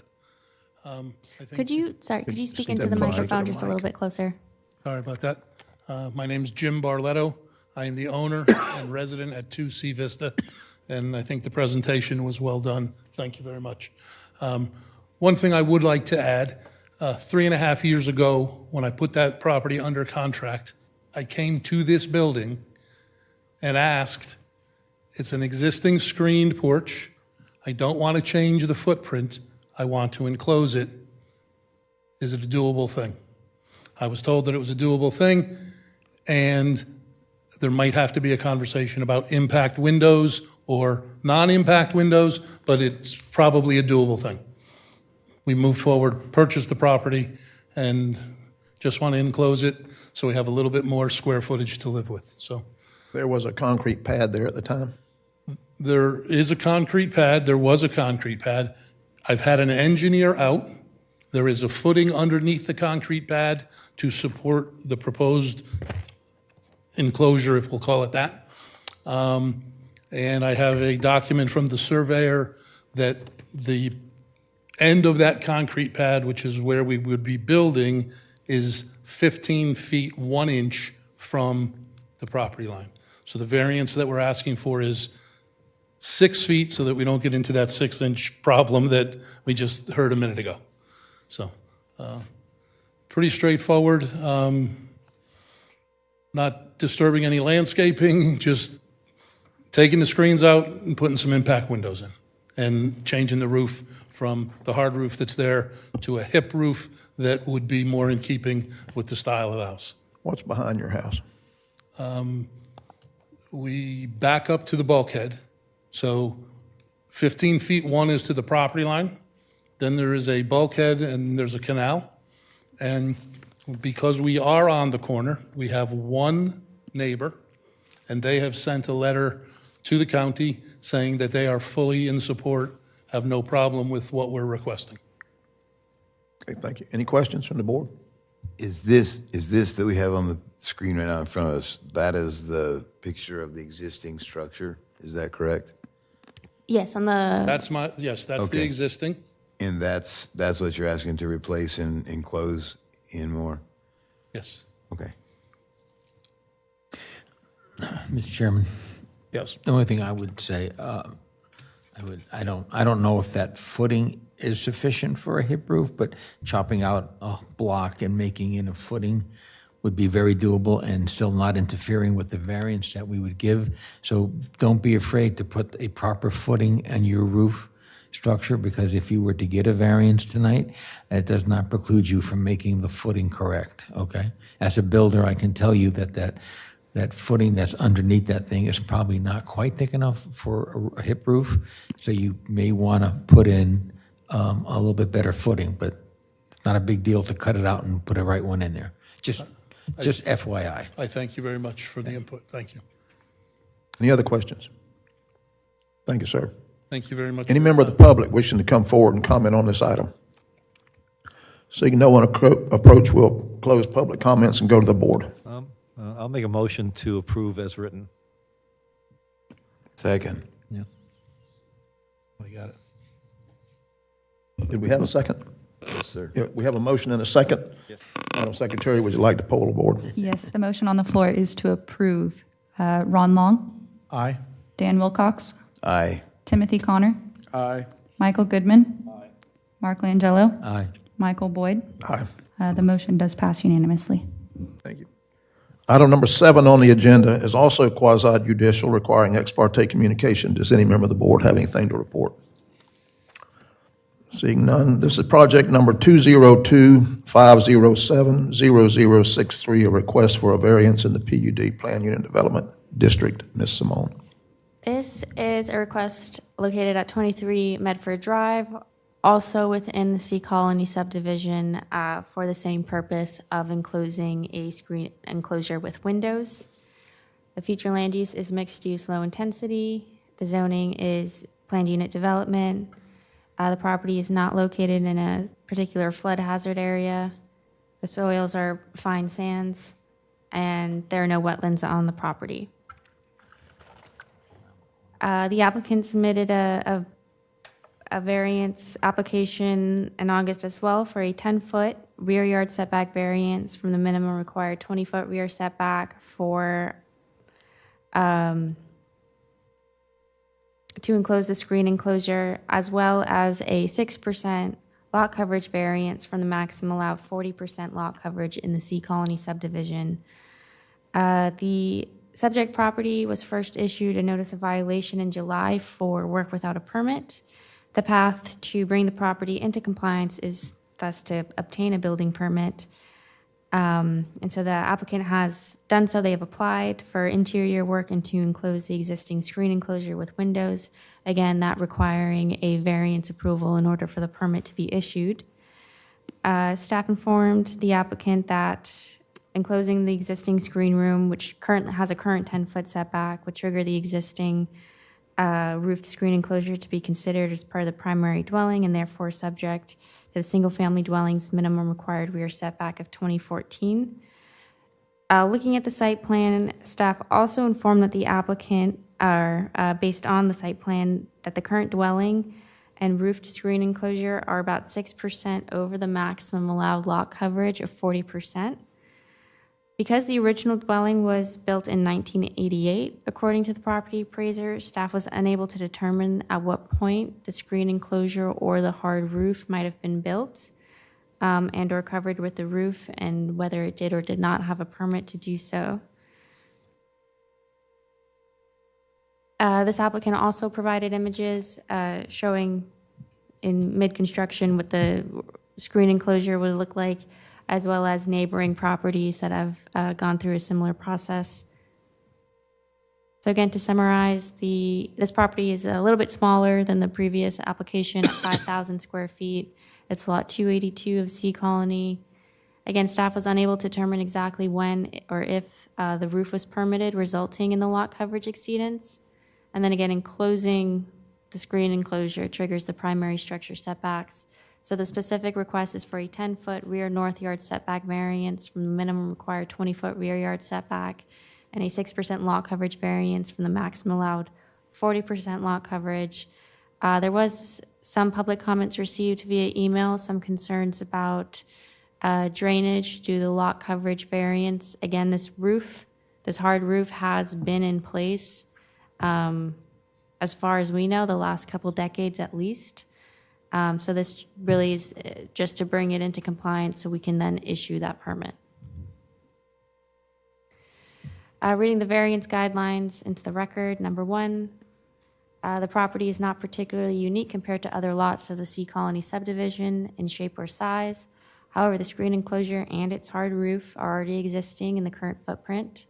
The interpretation is how the platted addendum differentiates between a screen enclosure and a primary dwelling creates a hardship. Number two, the screen enclosure with its hard roof built prior to the current owner's purchasing of the property. These conditions were not created by the affirmative actions of the applicant, and they have acted at all times in good faith. Number three, the screen enclosure with its hard roof, again, exists in its current footprint. It is not being proposed to be expanded. The variance would not cause substantial detriments to the public health, welfare, safety, and morals of the community or impair the purposes and intent of this article. Number four, this would be a residential use that is permitted by the plat addendum of Sea Colony. And again, as the footprint of the screen enclosure is not proposed to be expanded, the requested variances are the minimum necessary to alleviate the hardship and allow for permitting.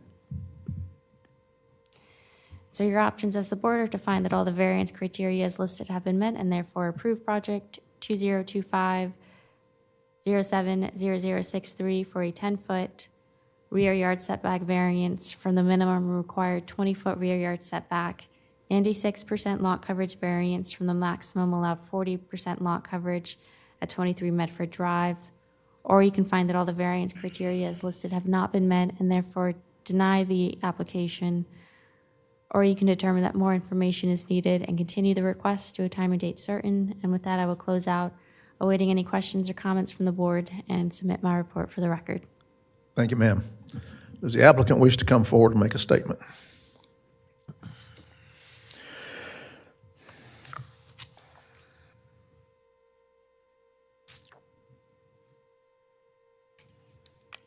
Please state your name for the record. Michael Cummings with Creative Finishes. We're representing for the homeowners. Nothing is changing in the footprint, and we're following basically in the same footsteps as y'all just approved. And that's pretty much it. Chairman? Yes, sir. So are you the one doing the work? Yes, sir. And this work was done without a permit to begin with? Yes, sir. Okay. And you're a licensed general contractor or subcontractor? General contractor. Well, builder contractor. You're a building contractor? Yes, sir. Just so, can you explain why you started this without getting a permit? No, no good reason. No good reason. No, sir. Okay. Did you change the roof in this?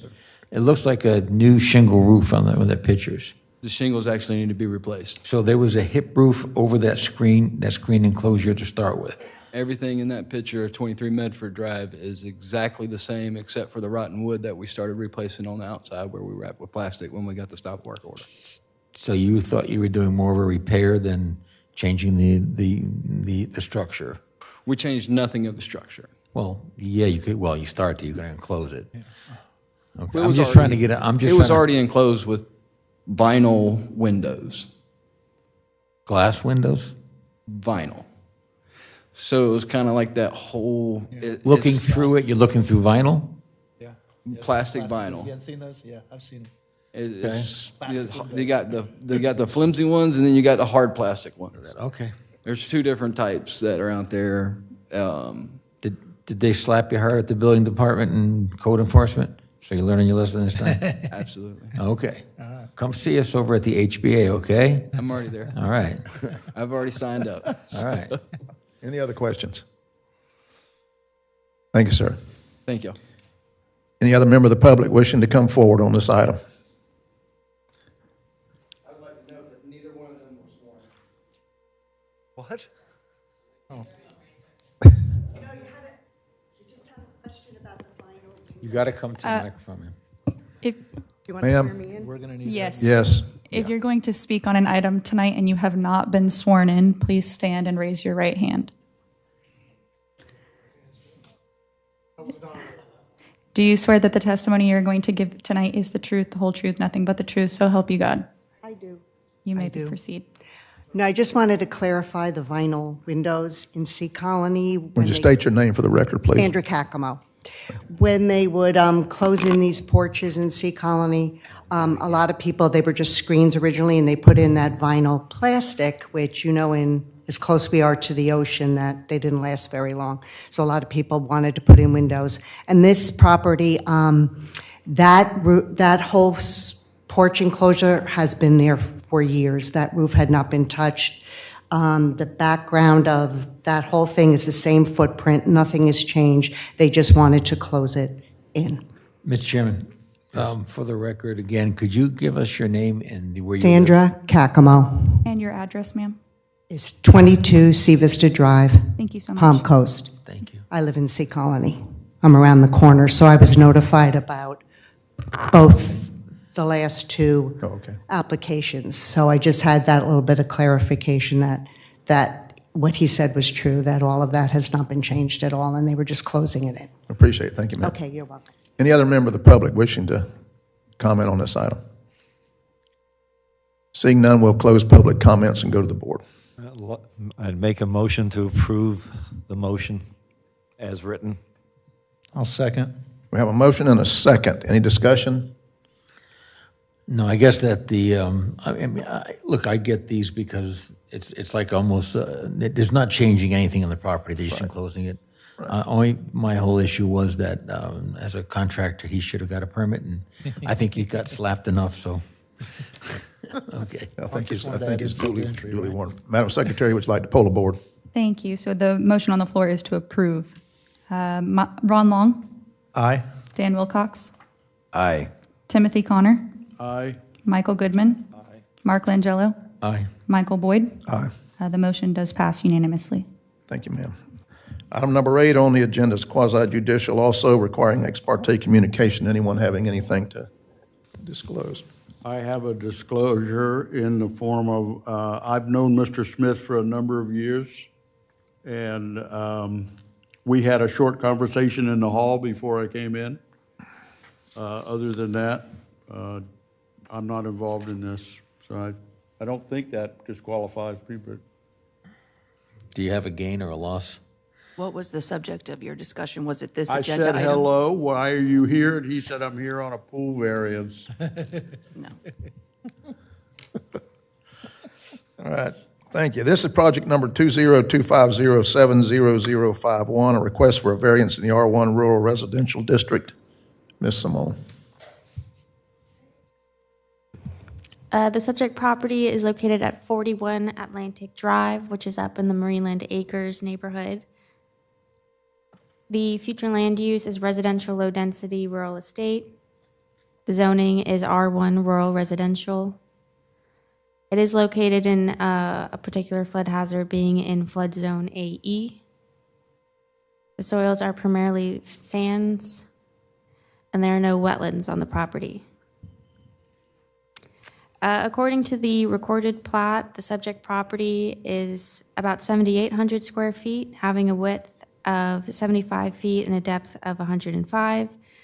Based on actual surveyor measurements, the subject property is just over 8,000 square feet with a width of 75 feet and a depth of 108. The subject property is subject to the Marineland Acres Special Stormwater Overlay, which requires all lots to have at least 60% impervious area and to retain the volume of 2.5 inches of rainfall over any new impervious area on the site. It also requires that all impervious and semi-impervious areas shall be set back a minimum of 10 feet from all side and rear property lines.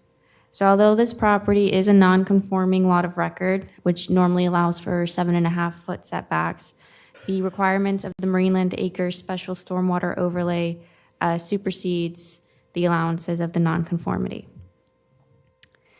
The contractor applied for a permit for a pool and pool deck back in February of 2023.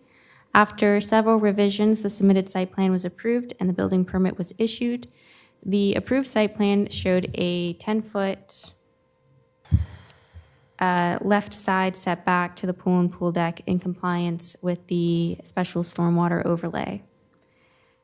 However, the applicant then had a as-built survey completed bearing a June 12, 2025 date that revealed the pool and pool deck were constructed 8.5 feet from the left side property line, which is an encroachment of 1.5 feet into the minimum required 10-foot side yard setback, and thus submitted a variance application.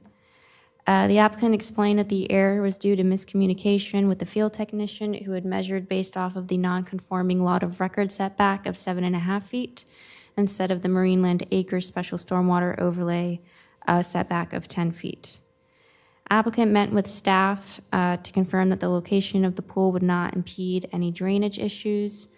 Additionally, the as-built survey confirms that the site has an impervious ratio of 62%, which maintains compliance with the minimum required 60% impervious area of the overlay.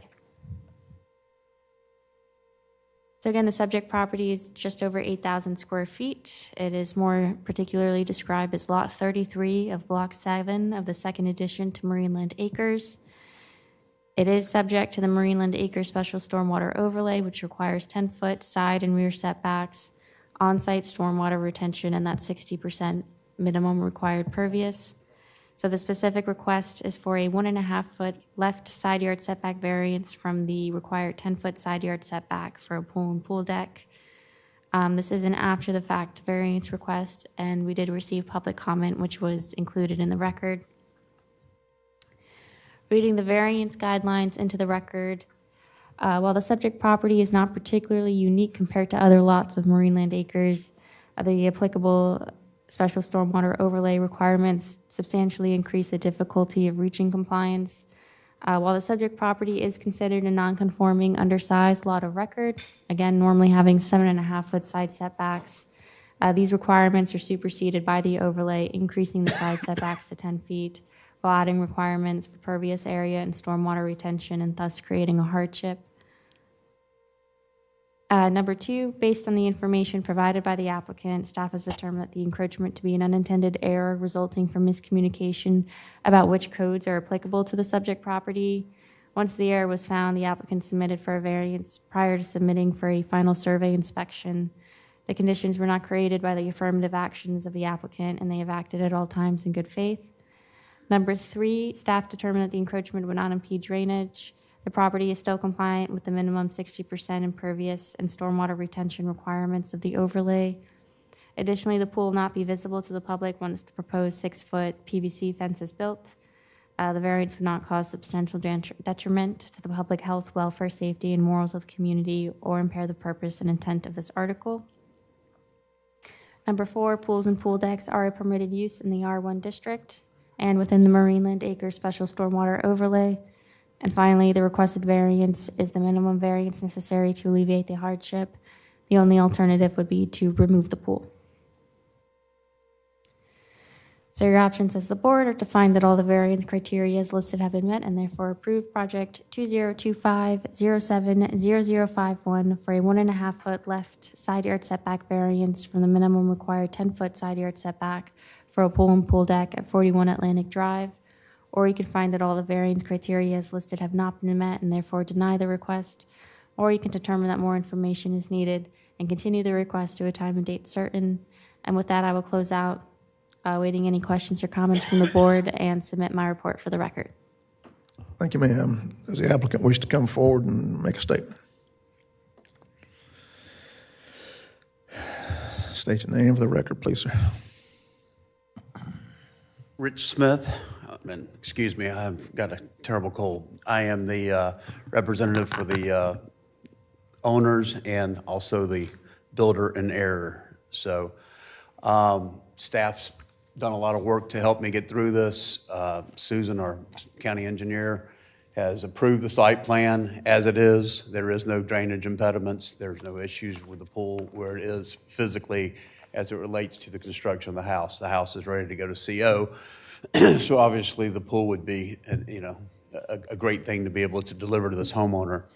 The confusion kind of lies in the land development code. Go figure, right? Having built here for 28 years, the land development code has its ambiguous issues. This one being that the R1 setback is 7.5 feet, and the overlay district, which if you don't flip over, is 10 feet. However, it is a discretionary 10 feet. The city engineer, a county engineer, has the ability to change that setback for a house. So if this were a home, it could have been built at 7.5 feet off the property line, discretionary from staff, and never came here before. We screwed up, went to the 7.5 feet that's in the zoning, not in the 10 feet, moved it over a foot off the property line and built the pool. And so it is in the wrong spot. It is just awaiting plastering. The pool is surrounded by a privacy fence that goes all the way to the property line. So you can't tell that the pool is 1.5 feet one way or the other. No one would ever know because it can't be seen from the road. I did see where the adjacent neighbor requested, her statement be added to the agenda. And her concerns were that she couldn't plant trees because the pool would be 1.5 feet over. And I just want to clear that up, that she can plant all the trees she wants on her property because we're not encroaching on the property line. And then the other concern she had was that the noise level would be increased as a result of being 1.5 feet over. And if you saw the site plan, I didn't bring it with me, you would see that because of how difficult it is to build on these lots with retention, and I mean, the septic field's as big as the house, that the area between the pool and the property line, there is no pool deck there. There cannot be a pool deck there because of the impervious to pervious ratios. So the pool deck is on the opposite side of the pool adjacent to the house. Did we make a mistake? We did. Is it something that I think is detrimental to the community? I do not, and I would appreciate y'all's support in trying to get these people delivered to their retirement home. Thank you. Mr. Chairman. Member of the board? Yes, sir. Rich, can you tell me something on your Exhibit A? I don't know if you can pull that up. It has an Exhibit A that's in, there you go. I noticed you had the front driveway said pervious and the pavers, but I looked at a picture and they looked to be just straight pavers with probably a hard base below. You probably had to put the phenolic sand between it, and they're calling that pervious? Yeah, so there are, good question, right? And we're doing this all the time in Flagler Beach now because of the issues that we're having with the smaller lots and the bigger houses that are coming into town. There's two types of pervious pavers. One being that the paver itself has a larger rock in it, and it doesn't have, it's straight concrete, and so it doesn't form a solid bond. Okay, it really is. You're saying it's draining through the actual paver. Through the actual paver.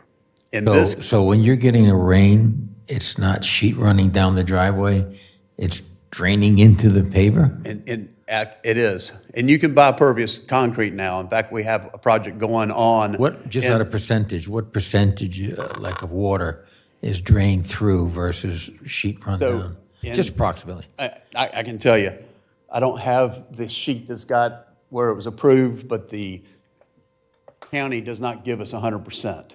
so we get a percent. I'm going to say it's Okay, like all right, all right, all right, 25%. that makes sense. Yeah, we So don't get a they're- full. So if you're getting 10% drainage, they're giving you 10%. Yeah, that's it. You don't get 100%. All right, all right. That makes But- total sense, because I'm looking at it, and I mean, I had an issue with pavers with the state, building up on the ocean. Right. And, you know, they very clearly explained to me, which I understood, that the water's not going through it. They were worried that the waves were going to be crashing over the dune, and they wanted it not to run down the dune. They wanted it to sink in the sand. It was kind of hugga-bugga, but that was the rule. And I just wondered that. And the second question I have is really for staff, so I don't know if you want to wait for my question. Why do we have the overlay of 10 feet? What is the purpose of the 10 feet? Is it to get equipment down there? Is it for additional swale to make a larger drainage? Is it to swale for drainage? Yeah, primarily, because the overlay also requires on-site stormwater retention. So the fact, I mean, Susan signed off on it. The fact that he has a retention area in the back, he loses 1.5 feet of it for part of the front. Does he make up for that on the other part of the front, and it's just a little bit wider, and it gives you more volume, and that takes care of it, or the volume is so big we're not worried about the extra volume? I mean, obviously I went through Susan Graham's, you know, so this is just, there is no, the overlay does not, you don't have to try to mitigate and get back and put the extra capacity back anywhere, correct? No. I hear Chuck back there talking. All of the runoff for this property, as Susan approved, would be accommodated by the retention area. I believe the intent of having 10 feet is just to try to get some consistency across the hundreds of lots in the Marineland Acres area. Part of that setback is also because in our normal setbacks, we measure to the wall of the structure, whereas in these case, you can't have any impervious area. So if your air conditioning is on a concrete pad, it cannot be within that 10 foot. Primarily, again, just to allow that drainage kind of to the retention areas. So while the side setbacks might not be retaining any water themselves, besides what the ground normally absorbs, it does allow for that water to get back to the retention areas. Is it two calculations? One, the impervious ratio, and a separate 10-foot setback? And you got to meet both of those requirements, the 10-foot setback plus the impervious calculation ratio? Plus the stormwater, Okay. on-site stormwater retention. But if you meet the impervious ratio and you're under that, and you're building a house at 7.5 feet, Mr. Smith has indicated that the county engineer can say, okay, we're going to let your house go closer because you meet the impervious ratio still, and we're okay with that. So That's correct. That's allowed? Yeah. Okay. But we're not at the impervious ratio. Yeah, this one is, We're exceeding it by a small percentage. No, this is not exceeded. I thought this No, was, sir. we were So if exceeding. No, this- no, he's- If this were a he's- house, has it would be the- an administrative review. It meets, that's why it was approved. It meets all, there's. Does no- meet the impervious ratio. It does, yes. Okay. It does not exceed, just because it's 1.5 feet over, No, that it, wasn't- it's still, the site is spot on with regard to the impervious to pervious ratios. Maybe these That's agendas not an issue. All right, well, we've already been told that you're under, so we meet Could that. What is this, Oh, no, that was what the does last this note on the top of this exhibit mean? Approved permit site plan? So this site plan was approved, because this is showing the 10-foot Is setback. this the permitted, is this part of your permit package? This was Yes. submitted Okay, with so this, the, and, Staff didn't make this mistake, we made this mistake. okay, but this approved site plan shows The pool- 10-foot setback for the pool? It shows the pool where it should have been, not where it is Okay, today. and you built it 1.5 feet over. I see, okay. Yes. Any other questions? No, I apologize. It was the last item, agenda item, that they went over the impervious, and you know, Ron and I were both getting that confused. So it's getting late, for me at least. All right, thank you, sir. Thank you. Any member of the public wishing to come forward about this item? Seeing none, we'll close public comments and go to the board. If I may just real quickly address the additional required setback that we talked about for the stormwater overlay districts, that is an assumed criteria. It's not an in fact measured. Just like when you go to St. John's, there's an assumed treatment criteria. If you meet these standards and thresholds, you're assumed to be into compliance.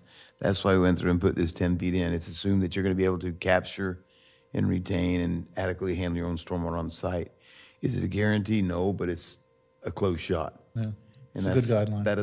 That assumption criteria is a critical thing to realize when we look at these things. What's the pleasure of the board? Chair, I'd like to make a motion that we approve project number 2025040053. Second. We have a motion and a second. Any more discussion? Madam Secretary, would you like to poll the board? The motion on the floor is to approve. Yes. Ron Long, Aye. Dan Wilcox, Aye. Timothy Connor, Aye. Michael Goodman, Mark Langelo, Aye. Michael Boyd. Aye. The motion carries unanimously. Item number 9 on the agenda is also quasi-judicial. Does anyone have anything to report? This is project number 20250400053, a request for a semi-public use in the MH1 Rural Mobile Home District. Mr. Mingle. Couldn't let Simone have all the fun. Mr. Wilcox, do you have a conflict on this item? I believe I do. Okay. I need to recuse myself from the vote if that's okay. And so then, just for the record, Madam Attorney, we're good. He can participate in the discussion, just cannot participate in the actual vote. That's correct. Okay. And you have filed the form that's required to be filed. I've got it. Thank you. I had it. I've lost it now. It was right here. Before we get started, I'm gonna read, and this section is I think also covered in the PowerPoint, but I wanted to make sure I read this into the record. These are the criteria that are listed somewhat generally in our Land Development Code. What I'm reading from is section 30605B, 3.06.05B, and then 1 in our Land Development Code. If anyone's reading at home, they want to read along. Any public or semi-public uses may be permitted in any land use district, provided that the request for such use is officially made to the planning board by the public body or semi-public body desiring such use. The planning board shall determine whether or not such requested use is consistent with the adopted comprehensive plan and whether the use is necessary or desirable to support projected community needs. Public or semi-public uses and structures determined to be consistent with the comprehensive plan and necessary or desirable may be located in any land use district upon recommendation of the planning board, based in part on the submittal of a site plan showing site alterations, improvements to be made, and proposed buffers and conceptual landscaping plans. The site plan need not be engineered. The permitted location of public or semi-public uses or structures shall be such as not to be injurious to the health, safety, and welfare of the public and shall protect the existing character of the surrounding properties or neighborhoods. The planning board shall consider the impact of the proposed use on land development patterns, on important natural resources, and, where applicable, the cost effectiveness of service delivery. The planning board also shall determine whether the proposed use will impose any substantial detrimental effects on the living or working conditions in the neighborhood. If approved, and that should read if the recommendation by the planning board is for approval, the planning board shall specify any requirements or conditions in the form of natural buffers, screening, landscaping, limited access or limited hours of operation, or other site development restrictions that may be imposed by the planning board to protect the health, safety, and welfare of the public or surrounding property owners. Planning board's recommendation and the reasons therefore shall be forwarded to the county commission for its review and decision. So with that said, got a graphic here that shows the subject property at 2217 Lancewood. As you can see, this is within the Daytona North subdivision. Subject property shown in blue, 2217 Lancewood Street. And then we've got the future land use is residential low density rural estate. That's 1 unit per acre is that density that's set there. And then the zoning is MH1, consistent with the entirety of Daytona North.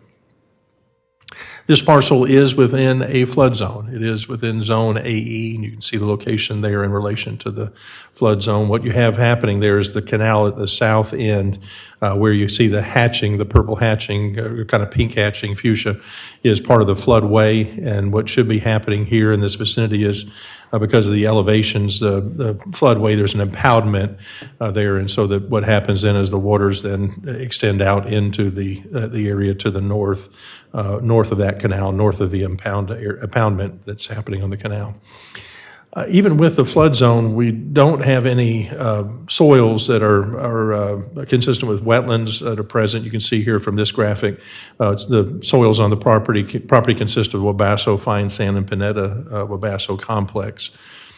And then just what you'd expect here, based on those, there are no wetlands presumed to be on the property because of the National Wetlands Inventory. Right now, though, just for the record, everything's wet.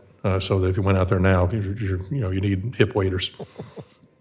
We were watching it the whole time, the rain. Lot 8 is showing up here in Block 95. I don't think I can get my cursor over there. Let's see. Oh, I can. So if you can see it here, it shows up just above center in your graphic here. The references along the bottom, you can see how the references are made 300 feet in depth, 165 feet wide on that. Same with Lot 11, 10, 9 to the south. I oriented the survey correct to match the north arrow. So we've got the north arrow here at what would be the top right. And so if you've saw this in your packet, it should have been oriented portrait. But I've turned it here so that you have Lancewood Street matching where it is in reality. So Lancewood's to the west, to the left-hand side. North is at the top. And then you have Lot 8 here in the center, and this shows the details of what's proposed here with this. And I'm going to go forward a few more graphics to show you a little bit better. And so here, this is the limits of the survey itself. Of note here, this shows the proposed dwelling that's to be constructed on the property, and then also location of what's described now as a proposed wood shed on blocks that will be used for the gathering hall, along with its 5 minimum required parking spaces that are shown. And then one more better detail, and then I also pulled out off of the site plan the parking requirements. And so based on the gathering hall, 633 square feet, there are codes 1 per 200 square foot minimum parking requirement. This would have 3 parking spaces required, and the proposed allowance here would be for 5 parking spaces. One of them would be the paved, handicapped accessible along with its ramp. The remaining are presumed to be gravel spaces. As listed here, it shows a proposed 24-foot wide gravel driveway running into the parking lot. Again, this maintains the orientation of the property north to the top, east to the right, south to the bottom, and then west to the left-hand side. The lot's right over 1 acre in size, just a little bit over. It is described as Lot 8 of Block 95, Daytona North. And this approval then, as I read, is a semi-public use approval. It's allowed in any district upon application. And then the planning board's role here with this is to provide that recommendation to the Board of County Commissioners, who ultimately has a decision authority on public, semi-public, and special uses. Your options are for approval with conditions, or denial. And so those are the kind of the areas where you can provide those recommendations to the Board of County Commissioners. Or if you don't have sufficient information, you can table this to a time and date certain. We have done notice anticipating that this would move forward. There is a very onerous notice requirement here with these. It's a 30-day notice, and so that's why we went ahead and presumed that you're going to make a decision. We've noticed this for the October 20th Board of County Commissioners meeting. If we have to continue that, we can. That's not the end of the world. And so you're not compelled to maintain our schedule that we've imposed on this. We can, and actually that October 20th date would still accommodate our next planning board meeting by a few days. So if we had to go and report to the Board of County Commissioners the outcome, we could still potentially meet that October 20th schedule. But for the moment, for your information, for the information of the public, this will advance to the Board of County Commissioners October 20th, 2025 regular meeting at 5:30 p.m. I pulled this from the staff report, wanted to make sure that you had some of the background, and this was in, I think, what was called the, this was from the Palm Coast Observer. So I pulled this out. I wanted to mention this because I think it matches pretty well with the application, what the intended uses are for the property. Plans for the 1.4 acre ranch includes an 800 square foot gathering hall, gardens, benches on the grounds, a modest ranch house where the applicant, Ms. Hyder, will live in a small guest house. Ranch will serve veterans, first responders, Gold Star families, Boy Scouts, Girl Scouts, junior ROTC programs, community organizations aligned with Remembering Heroes vision. Counselors and therapists will come, wellness, yoga, Tai Chi instructors will come, and service officers who will work with veterans in getting their benefits. As work on the ranch gets underway, more donations are needed to complete the project. Other specific initiatives, including retreats, mental health programs, contributing toward building memorial spaces.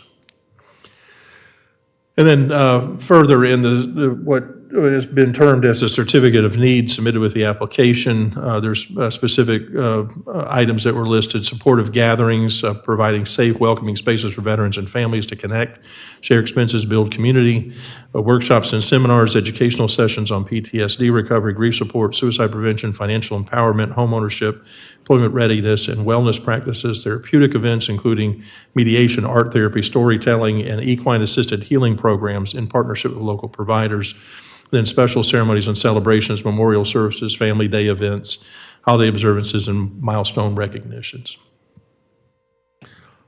Let's see. I liked Simone's format, so I borrowed it because I was like, that's cool. So I'm going to do that. And so that what I've done is I put the criteria that, again, are very generalized to the left-hand column, and then went through and put, and this is all in the technical staff report, but put staff's analysis on the right-hand side so that you can see how that kind of lays out. So the first one, just it's allowed any district, and then Ms. Hyder, on behalf of the Remembering Heroes charity, has requested this semi-public use approval. Planning board determines whether or not it's consistent with the plan and desirable. My report there is the adopted comprehensive plan is silent to semi-public uses. We don't mention it there. Semi-public use approval does not change the underlying zoning or future land use designations. While small, community-based counseling best serves the community due to being proximate to those in need, neighborhood compatibility must be assured through appropriate conditions should a semi-public use approval occur for the subject property. Too often it is assumed that Daytona North is a rural or agricultural setting where anything and everything is allowed or overlooked. However, Daytona North is a residential platted subdivision which permits a conventional home, modular home, or mobile home on each of its lots. Use of the subject parcel of proposed semi-public use can be compatible with the neighborhood, provided that the use is limited in its scope and conditions so as to be initially compatible and remain so for the duration of the use.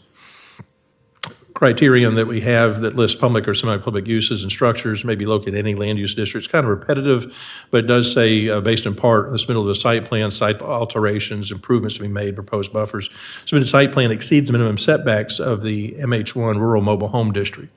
Certainly, as part of your discussion, you could consider additions of buffers. You heard buffers mentioned several times in the criteria, and that's definitely important. The LDC thought it was important enough to mention it. We did not talk about that in any particular detail with the applicant at the TRC level.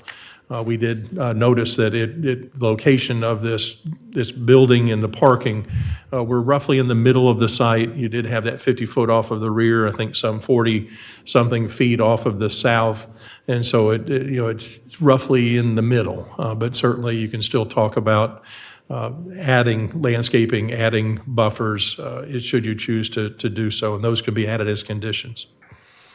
The permitted location of public or semi-public uses or structures shall be such as not to be injurious to the health, safety, and welfare of the public and shall protect existing character of the surrounding properties or neighborhoods. Mentioned here, placement of the shed and proposed location is depicted on the site plan is to the rear of the lot, roughly centered on the subject parcel with parking adjacent to the structure. Ordinarily, I would go through, and you'd recall that I'd talk about headlight barriers and things like that. This has the parking oriented towards the building, facing southward, where the building faces towards the north. And so and with the condition that I mentioned about this being open potentially to only day use, I didn't really go into that detail because my concern's always, what are we having as far as those externalities, the things that are carrying over to the neighboring properties? Planning and Development Board shall consider the impact of proposed use on land development patterns, important natural resources, and cost effectiveness of service delivery. What I wrote here was arguably the proposed use is proximate to those within Daytona North and may benefit from the services by remembering heroes. However, a veteran within Palm Coast or Flagler Beach would be further away from these services than if they were more centrally located within the county. No data is provided by the applicant as to their anticipated client mix that would come from this area, is demonstrate that the benefit is localized within Daytona North. I do think there's some merit to having these operations close to where their client base is, but I don't know if that's necessarily what we're facing here, and certainly I'll look to Ms. Hyder to talk about that. Typical development within Daytona North has been single-family dwellings on individual lots, the more commercial type, and a few not-for-profit operations have also located within Daytona North, each without authorization. Florida law now allows home-based businesses within certain limitations with little recourse to the county. There was a legislative change that happened, and we can't really do anything about it. Presence of other than residential development within Daytona North adversely affects future residential development unless uses like the proposed semi-public use are limited in scale, and the use is limited through conditions to achieve ongoing compatibility with its surrounding neighborhood. The final point here, the Planning and Development Board also shall determine whether proposed use will impose any substantial detrimental effects, living or working conditions in the neighborhood. My analysis there, provided that semi-public use is limited, the negative effects on the living and working conditions should be limited. Concerns are primarily related to the number of clients, visitors that would be permitted on site at any one time. Additionally, by limiting the hours of operation, the use will be restricted and the health, safety, and general welfare of the neighborhood would be preserved. With the proposed conditions in place, the nonprofit will not impose any negative effects on the neighborhood or surrounding parcels. One other item to note, we had substantial correspondence. I think you had most of that had been included in your packet, some others that had come later after we had published. And one of the concerns that's come up through that is the special events that were mentioned in the application, the fundraisers. And so you saw that I gave some description of what's been held so far. If you have more questions, direct those to Ms. Hyder then as part of her intent for the holding those fundraisers on the property. I had put in as one of the conditions a limiting factor, and this may sound familiar because I think I had done it before for others that were similar semi-public uses, but intending to limit those special events, those fundraisers, to no more than 4 per calendar year. And so that you don't see this happening continually on the property where you have these impacts that are significant, especially caused by the special events that may potentially occur. With that, I provided a recommendation, assuming that it would be recommendation for approval with conditions. And a finding here, the Planning and Development Board, finding that sufficient factual data has been presented to render a decision, recommends to the Board of County Commissioners approval of semi-public use for Remembering Vets at 2217 Lancewood, subject to the following conditions. Semi-public use approval shall run with the land. Development shall occur in substantial compliance with the site plan bearing a signature and seal date by Dan Wilcox, dated July 28, 2025. And just for the record, I had a different date in there. I had a June survey. The July 28, 2025 was also part of your packet. When I was going through and running through this, I neglected to get the right date in there when I was doing this. But July 28, 2025 is the latest survey and is within your packet. A single monument sign identifying the location of the semi-public use may be permitted adjoining Lancewood Street, providing that the sign may not exceed 6 square feet in area and 4 feet in height. A subsequent application to amend this semi-public use will be needed for any new uses proposed for this parcel. The nonprofit organization Internal Revenue Service registration, along with any state of Florida nonprofit registration and the county's business tax receipt, must be maintained in perpetuity for the duration of the semi-public use in this parcel. Hours of operation shall be limited to sunrise to sunset, except for special events. Any on-site counseling activity should be limited to no more than 10 persons at any one time unless a lesser number is set as the maximum occupancy of any structure intended for use for counseling, then the lesser occupancy shall apply. With the exception of the single-family dwelling on the subject parcel, no structure will be utilized for overnight stays or housing. No temporary housing, including tents, recreational vehicles, tiny homes, and similar arrangements may be occupied on site. Any amplified sound utilized on site should be subject to the noise limits listed within the county's code of ordinances and as measured at the parcel line.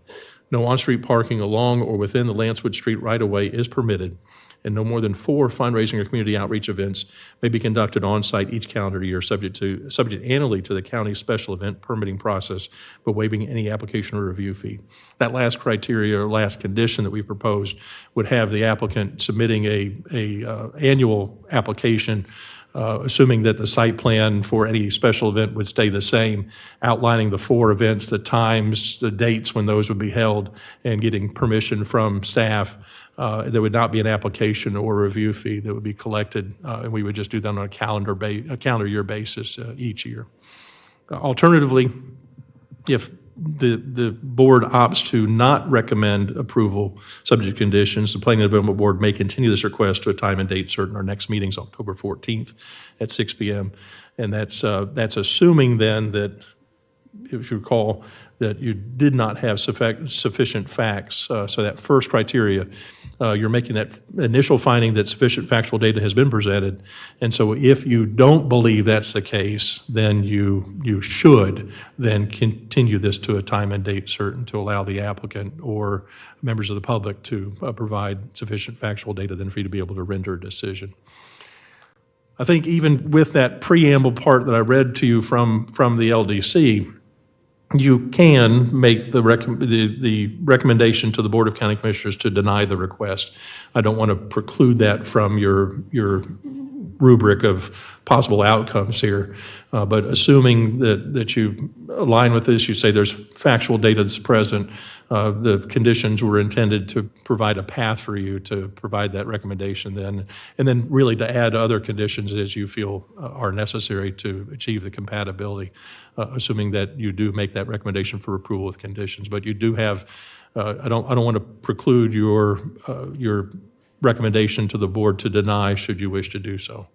Your recommendation for denial does not change that October 20th date. The board still has to consider it because the application is still pending even with your recommendation for denial. With that, I'll close, await any questions or comments from the board, submit my report for the record. Maybe I'll look to Sarah Spector to correct anything that she may need to add. This is a little unique. We don't see too many of these, and so I didn't mean to catch a cold either, but We appreciate it. Yes, any questions for the staff? Adam, in light of this project, No, ma'am, just hang on just a second. in light of this project, I have 2 questions, and I am the engineer of record on this project. Last month, we pushed forward an exemption for semi-public use and a public use for exemption in NOR's ordinance. Will that affect this project, and will that expose my client to judgment by the public? You know, I'm speaking in the public forum, asking that for their enlightenment so they can be prepared for that as well.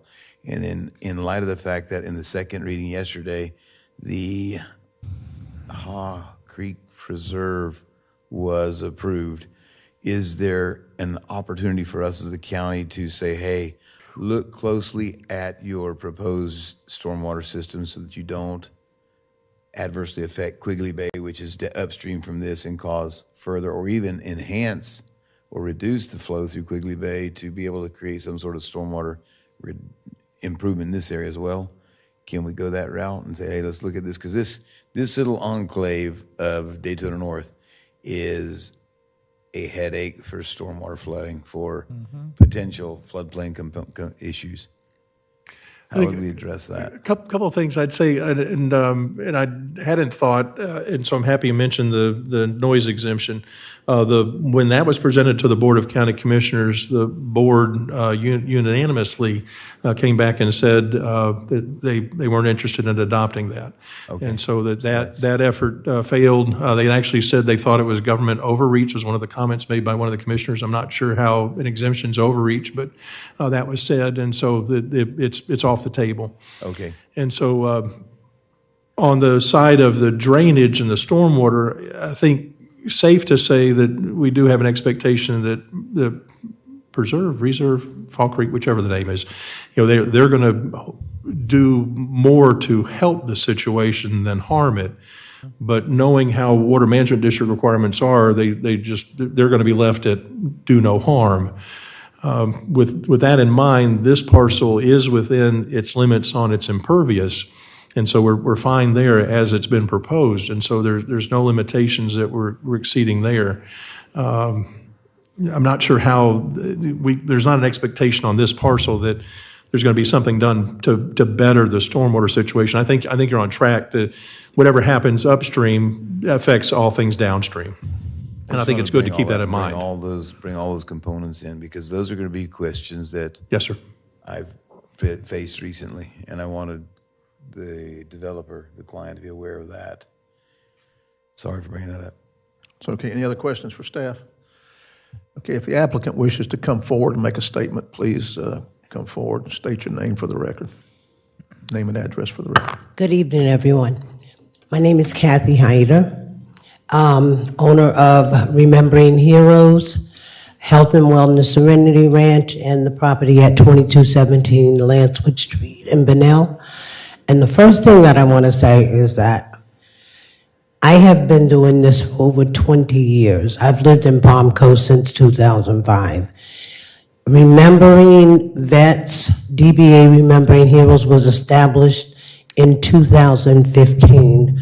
We have been doing events at Town Center and different areas between Flagler, Volusia County since that time. And I can assure my neighbors in that area, there will be no large events held on that small property.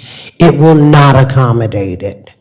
We partner with 2K Ranch, which is a 106-acre horse ranch in Bunnell, and I'm sure that many of you are familiar with it. She is on my board, and we also partner with her for large events. We've also given large events at Town Center in Palm Coast and other large areas between Flagler and Volusia County. So I can assure my neighbors that they don't have to worry about any large events, and we probably will not even hold 4 events a year. Fundraiser events more than likely will not be held on that property if we hold fundraiser events at all, because at this point, most of the funding that comes into this nonprofit is coming in through grant programs and sponsorships. And from my own, I work full-time and out of my own pocket. I finance a lot of this project myself. I'm a licensed realtor, and I do a lot of the financing myself. So I just want to assure my neighbors that they don't have to worry about a bunch of noise, disturbances, anything. My heart is just truly dedicated to serving our veterans and our heroes in this community. I'm a Gold Star mother. Thank you. Thank you. Any questions? Thank you. None? Okay, this time we'll open it to public comments. Anyone from the public wishing to comment on this agenda item?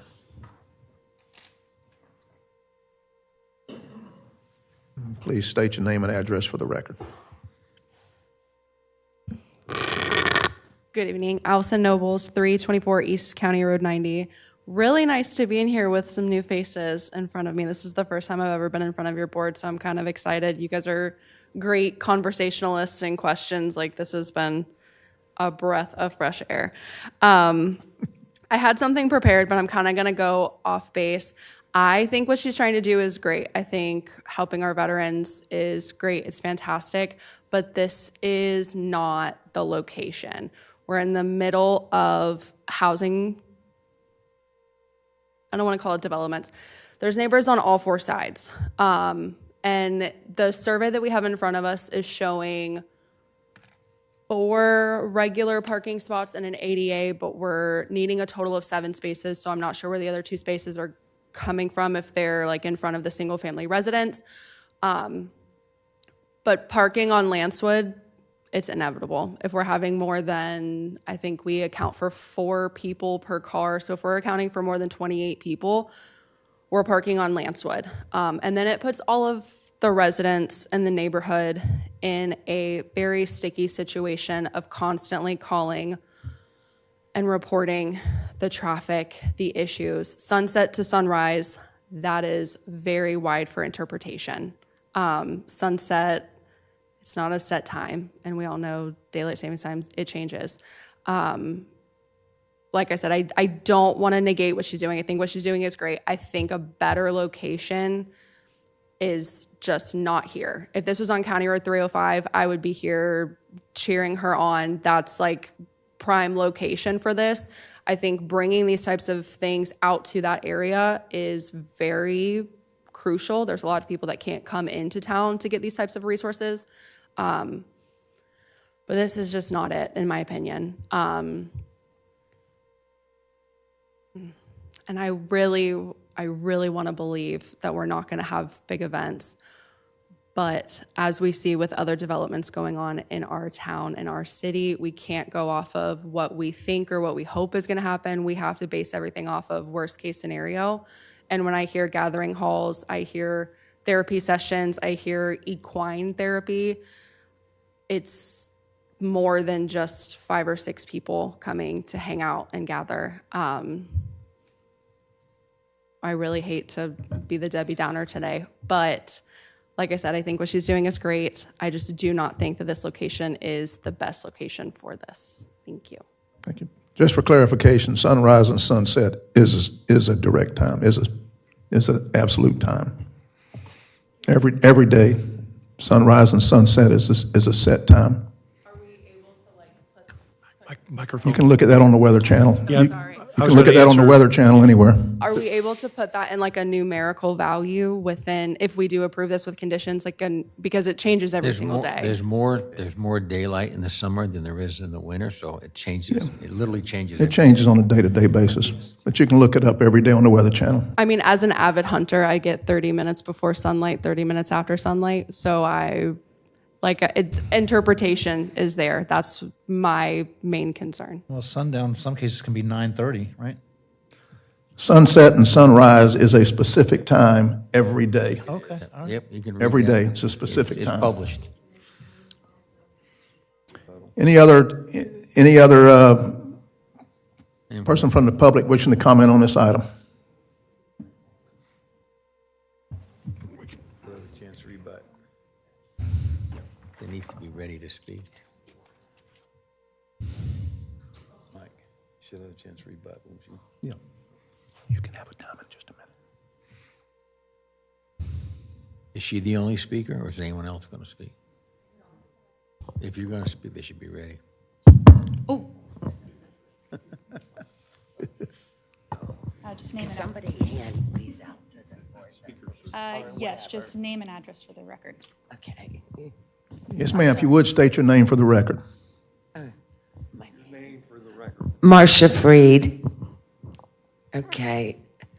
My husband and I live next door to this property. We live at 2249 and with our daughter. And she is out of town this week and asked me to speak for her as well as on her behalf as well as on ours.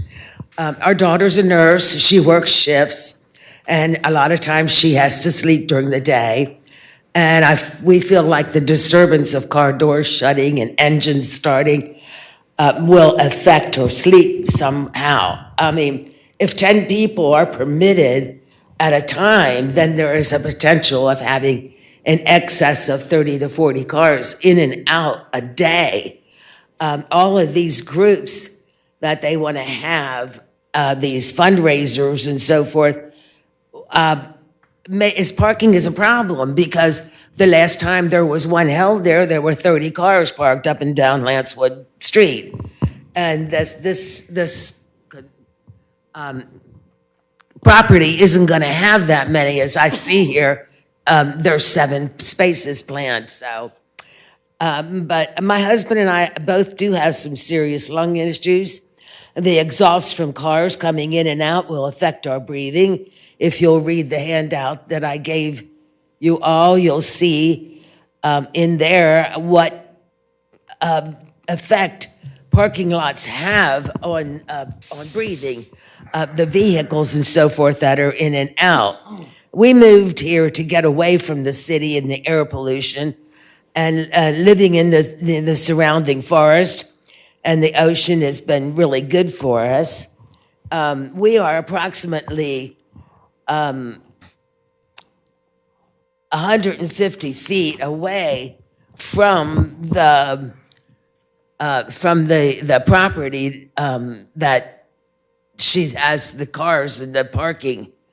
Our neighborhood's very quiet, and we are concerned about the volume of noise that associated with the high number of people and the traffic. The house that is planned sounded like it would be open to anyone at any time. Now, my understanding and what I read up here was that there was not to be anybody in any overnight, but there's got to be a guest house. So I guess that is not part of it, I guess. But anyway, we also are wondering about the opening sunrise to sunset 7 days a week. And that is really quite a disturbance to everyone. I mean, sunrise is pretty early and sunset, is not too awful late, but sunrise is, a biggie. Also, there's plans for a 6 foot by 4 foot sign put up out front. And this is quite large. 6 foot sign is quite large. There's no other sign in our community anywhere. No one has a sign up. And this will be an eyesore to the community. We're very laid back and everyone in our area is cordial. And this will really have a detrimental effect on our community. The house, Ma'am? they will require You're a well. exceeding your time. Ma'am, your time's up. I'm sorry. Time's up. Need to wrap it up right quick. Oh, okay. Just Thank another. you. Okay, thank you. Could I just ask your address for the record? I'm sorry. Your address for the record? Your address? Where do you live? It's 2249 Lancewood. Any other member of the public wishing to comment on this item?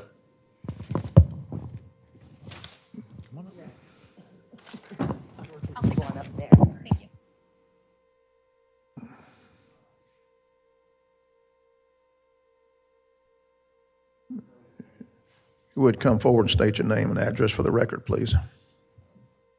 My name is George Vasic. I live on 2091 Lancewood. We moved out to in Bunnell there to get out away from all of the people and traffic and businesses and all that good stuff.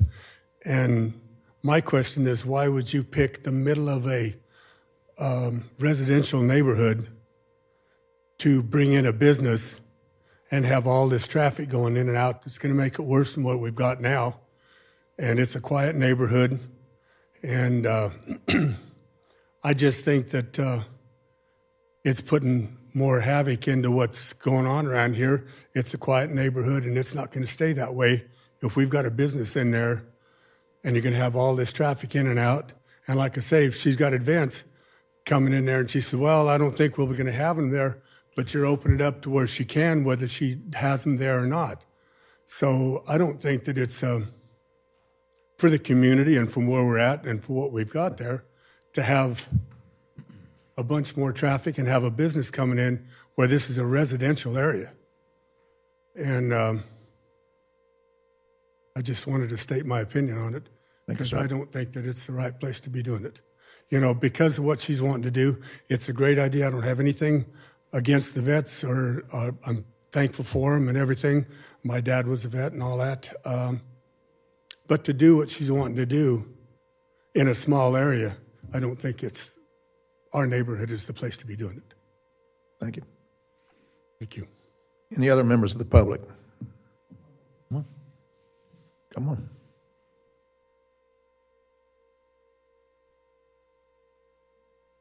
State your name and address for the record, please. Good evening. My name is John Cannon, 2185 Lancewood Street, Bunnell, Florida, 32110. We reside, my wife and I, in the house adjacent to the applicant. This would be the next home to the north side of the applicant. Going to sound a little redundant here, but great idea, very noble, have great respect for the veterans. I don't sincerely feel this belongs in this application.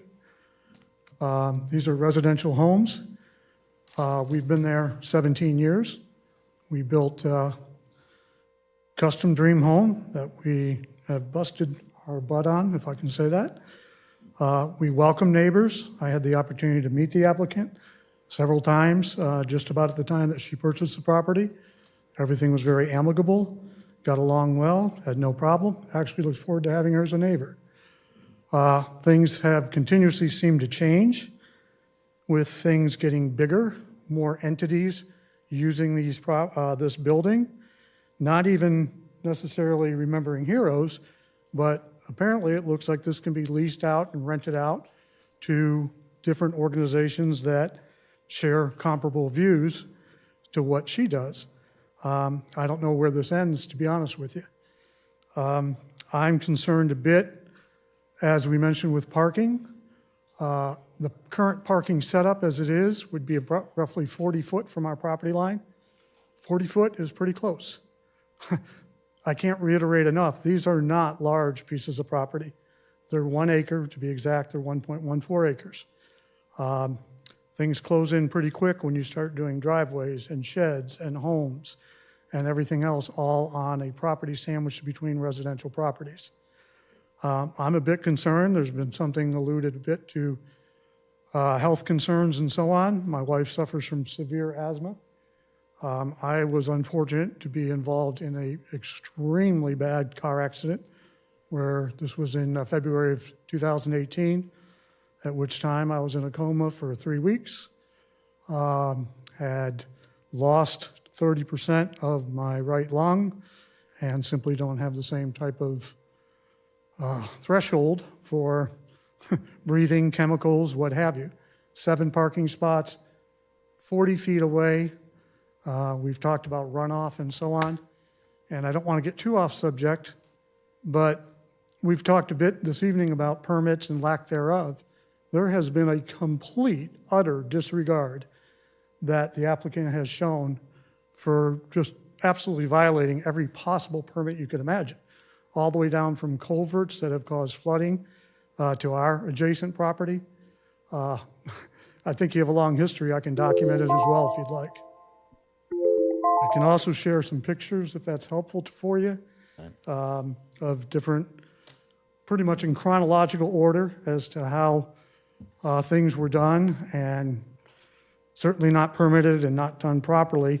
So while I respect the fact that the applicant is saying there won't be this and there won't be that, don't worry about it, there's been a major credibility issue. Things have been completely disregarded, and I have no real confidence to feel that past behavior indicates that things would be any other way. Okay, thank you, sir. Your time is up. Appreciate it. Anyone else from the public?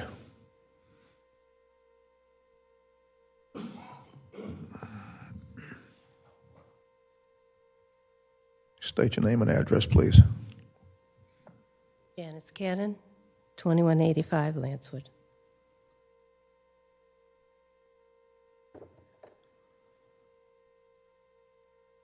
I am home every day with my dog, Rhett. We live adjacent to the property. I have many health issues, one being anxiety. It's very difficult for me to be here right now. I rarely leave my home. I've had 2 surgeries in the past 2 years. I have another one scheduled in November.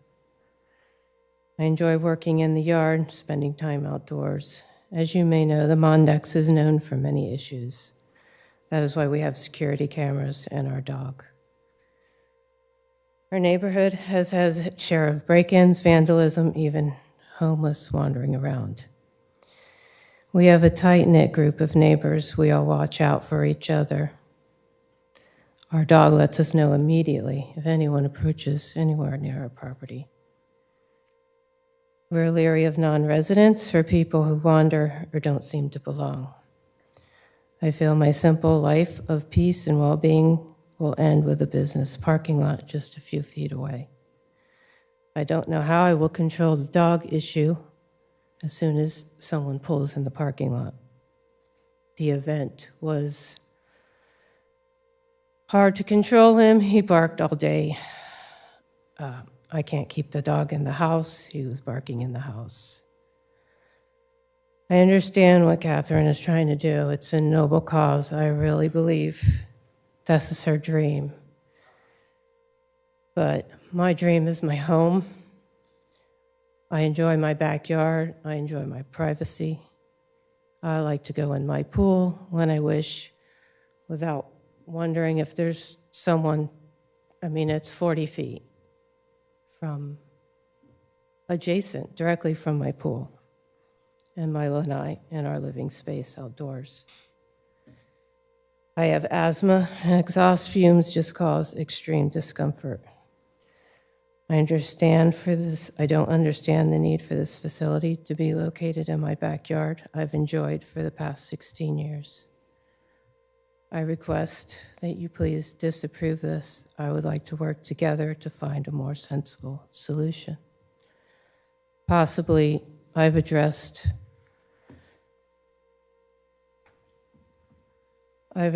all the restrictions that have been recommended, and I have just amended or added a few things to be possibly a little more restrictive.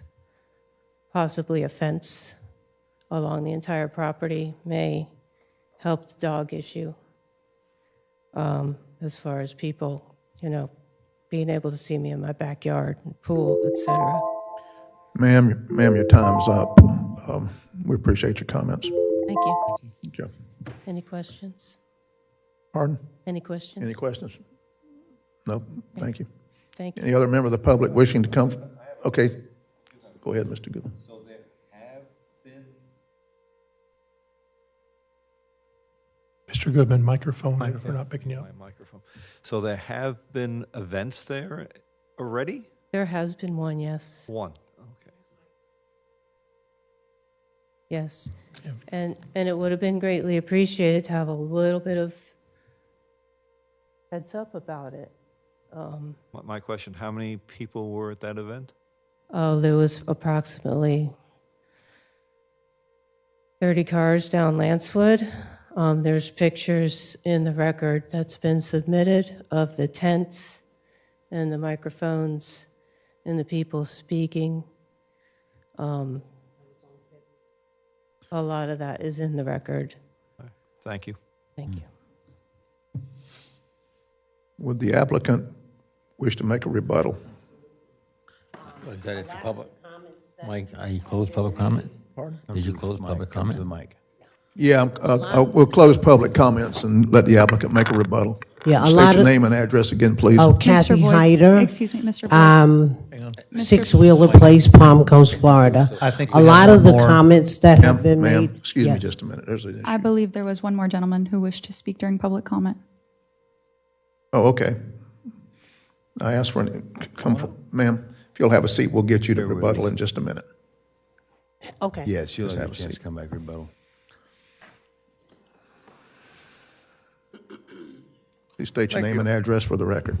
My name's John Freed, 2249 Lancewood Street, Grinnell.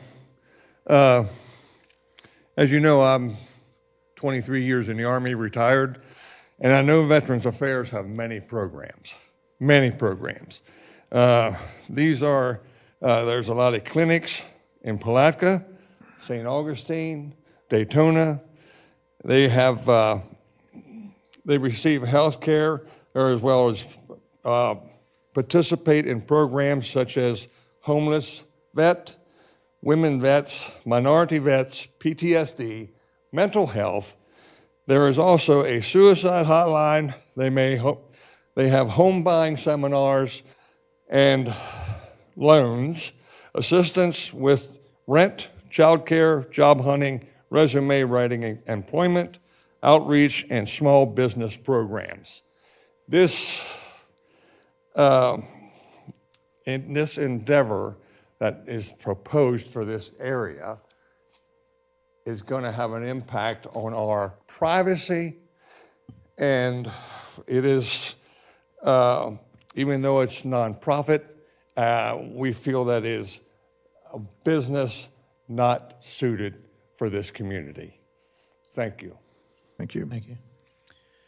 Any other member of the public wishing to make a comment? Seeing none, I'll close public comments and the applicant come forward and state your name and address and offer your rebuttal. Again, my name is Kathy Hyder, 6 Wheeler Place, Palm Coast, Florida. Again, a lot of these comments that have been made tonight, I don't know where they're coming from. Number one, it's not a business on this property. This will be my residential home on this property. The dwelling that they're speaking of, that is where I will be living. My home and my property will not be a place of business. It will be a place where veterans are welcome to come. Everything that's done on this property, we have a business plan that is set up. There are certain times, restrictions, everything that is set up for this property. There will be no nighttime events. So I don't know where it came from that they're talking about me renting out spaces on this property. This is going to be my home. That's why my money is going into this property. I have been, all the comments that this last gentleman just made, my organization has been doing all those things for veterans for the last 20 years of my life, 22 years now. So a lot of these comments, I don't know where they're coming from. Yes, in the beginning, because of my not knowing and being ignorant to the fact of a lot of the rules and regulations that were required by the county, yes, I did make some mistakes. And I had a contractor that gave me information, wrong information, that caused a COVID to be put in that was the wrong size, which I had to have the county remove it themselves, which was, I never complained about it. It was removed. I got to pay for another COVID to be put in there. But I was not aware of this. So a lot of these comments that they're making, I don't know where they're coming from. As far as a dog being on my neighbor's property, no problem with that. I could have a dog on my property too. So I'm not complaining about anything that they do on their property and will not be complaining. And I'm not coming into the neighborhood to make a lot of noise or make a lot of disturbances. I'm just saying that I am a servant of this community, have been the entire time that I've been here. I've been a city council member for the city of Palm Coast. My heart is engraved in this community of Flagler County, and I have been serving this community and our veterans and our heroes ever since I've been here. I'm not here to make a disturbance. I'm here to help the community.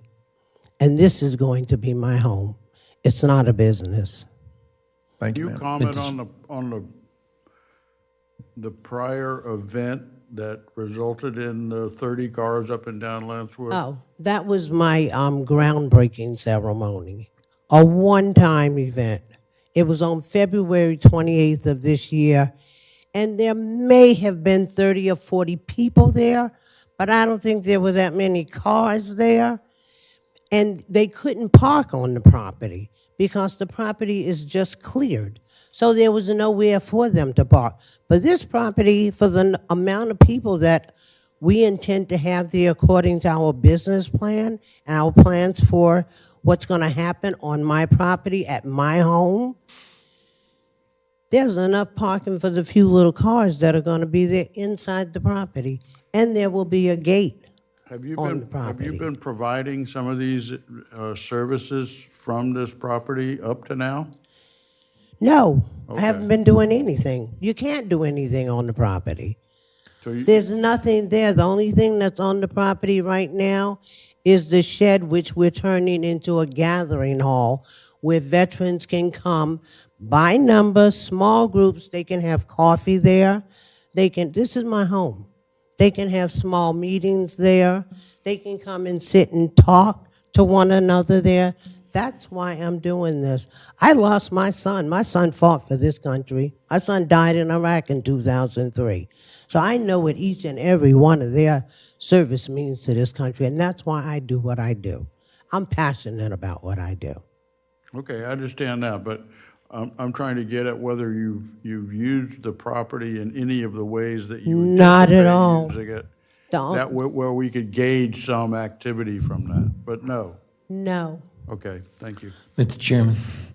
Yes. Question. Why did you pick this particular, you say you live in the W section right now, Palm Coast. Why did you pick I out in picked Mondex in this particular street and Because lot? it's a rural area. And because of what I wanted to do there. That's why I picked the rural area. You were in aware that this Mondex. was a residential neighborhood? Residential area. You know what? This is why I'm saying a lot of the information that I had gotten, I was not really sure of what it was. That's why even when the shed was put on the property, I didn't even know I had to have a permit to put the shed on the property. I didn't know. Well, with due respect, I mean, you were a council member, you said, so there are regulations. I was a city so- council member for the city of Palm Coast. Yeah. I did not know, honestly. Okay. And that's why I said anything further than I did, I was doing it by the book. It cost me a lot of money to have these surveys and everything Lancewood, done. that you're on, that section of Lancewood is not paved, correct? It is paved. And they're right in front of your house is paved? It's paved. It's a paved road, yes. Okay, that is correct? Yes. Yeah. Yes. Yes. That is correct. Okay. So Walnut is paved too over there, right?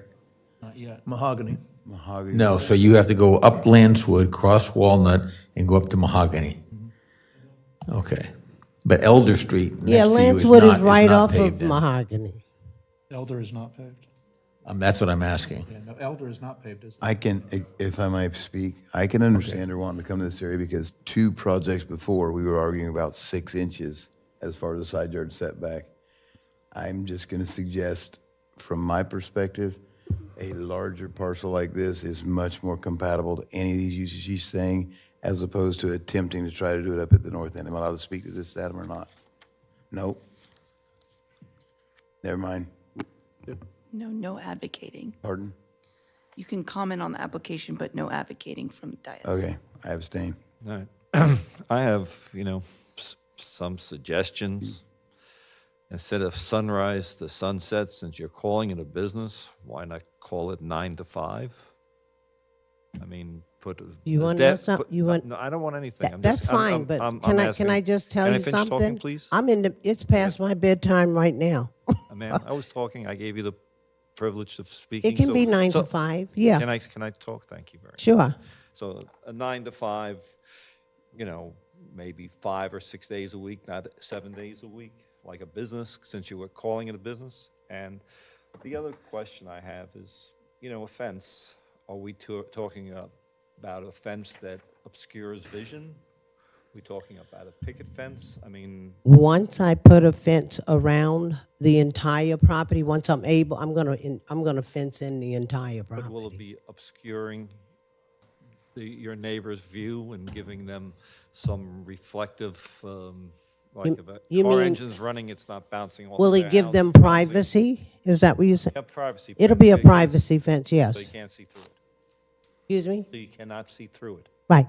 And what's the height restriction on that? 6 feet rearward of the front setback. So if you're in the front setback adjoining Lancewood's 4 feet. But if you, First 25 feet by the- back by- is- By the neighbors, it should be 6 feet tall. Be 6 feet. Give them privacy. That's what I was thinking, of 6 foot. Thank you. At least 6 feet. Thank you. No, sir, your public comments are closed. Thank you. Anything else? Are there any other questions that you have for me? No. No, ma'am. I'm willing to answer any question that you have. No more questions. Thank you. Okay, thank you so much. Okay, we'll go to the board. Yeah, I'd like to make a comment here. I was trying to struggle to stay to the end of this meeting, so I'm trying, it's been difficult for me. As many of the speakers said, they applaud her effort, but probably not in the right spot. And it's funny, tonight, there's been 4 items that within hundreds of feet of houses that I used to live in. So I used to live right close to where this lot is. But admittedly, when I lived there, there was only about 10 people in all of Mondex. So, then now it's 10 people every 20 feet. But even so, and I know that there's like the staff had mentioned, there's somewhat of a lawless attitude that some people take out there. You know, our regulations and the concept, and what other people, as some of the people moved in, they did expect a certain amount of solitude and privacy. And those lots aren't that big. They're only, like they said, they're about an acre lot. Some of them are smaller. The corner lots are 0.97 acres. And there's, you know, I would say that a more applicable place is really like one of the 5 or 10 acre parcels in the county. You know, if she's moving out to the west side, there's plenty of elbow room out there. And these lots, I think that perhaps, I'm going to give an analogy. I hate to talk long, but you all know me. If I build a deck for somebody, I got to build that deck not for the 5 or 6 people who live in the house, but for the 50 people who will show up at that party and jump up and down, you know, doing a crazy dance. Then the deck won't collapse. If I'm building a roof, I'm building it not for a normal day, but I'm building it for a hurricane. And the use of this property, once granted, could be for a whole bunch of people coming into the property. Despite the 10-person regulation that we put on there, and despite the suggestions that staff gave, I think it's still ripe for plenty of abuses, that misunderstandings and whatever. And I think when you're so close to the neighbor next to you, when their expectation was it would not be, it's a platted subdivision. It's not rural land, it's a platted subdivision. And while, yes, public uses are accepted and allowed and so on and so forth, and yes, there are some people out there with garage, you know, doing mechanic work and some other things that they shouldn't be doing, and that's a code enforcement issue. I just think we've heard from the neighborhood, and if you've read the staff report, which I did, and my eyes are killing me from reading all of the emails back and forth, there was a tremendous amount of names of people, and that's what I was looking at in that neighborhood, that all had objections. And underlying issue was they all felt it didn't belong there. And so it's one of the things you read in the beginning of your preamble, Adam, was about it fitting into a neighborhood and being, you know, conducive and for the health and welfare and other issues. And you could read those back verbatim if you want, and I could point out areas I think that perhaps this does not fit in. And so for that reason, I'm probably against it. Any other member of the board? I want to say one quick comment on the same thing, and I'm going to follow on Mr. Langelo's, but I'll be very brief. I don't think this is the right fit for this area. I think, as Mark said, it's just wide open for more. I didn't know, I didn't understand, I didn't quite get that part of it. And, you know, in one voice, we're hearing that this is not a business, but she has a wonderful business plan set up. And I'm just wondering if, you know, at some point the reins could come off and it really gets out of hand. I commend her for what you're doing. It's a very honorable, but I just don't feel that this is the place for it. That's all I have to say.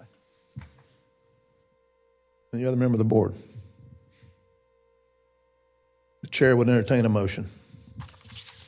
I guess since I made the first comment, I make a motion to disapprove or to deny the application. Would that be enough of do I have to give cause?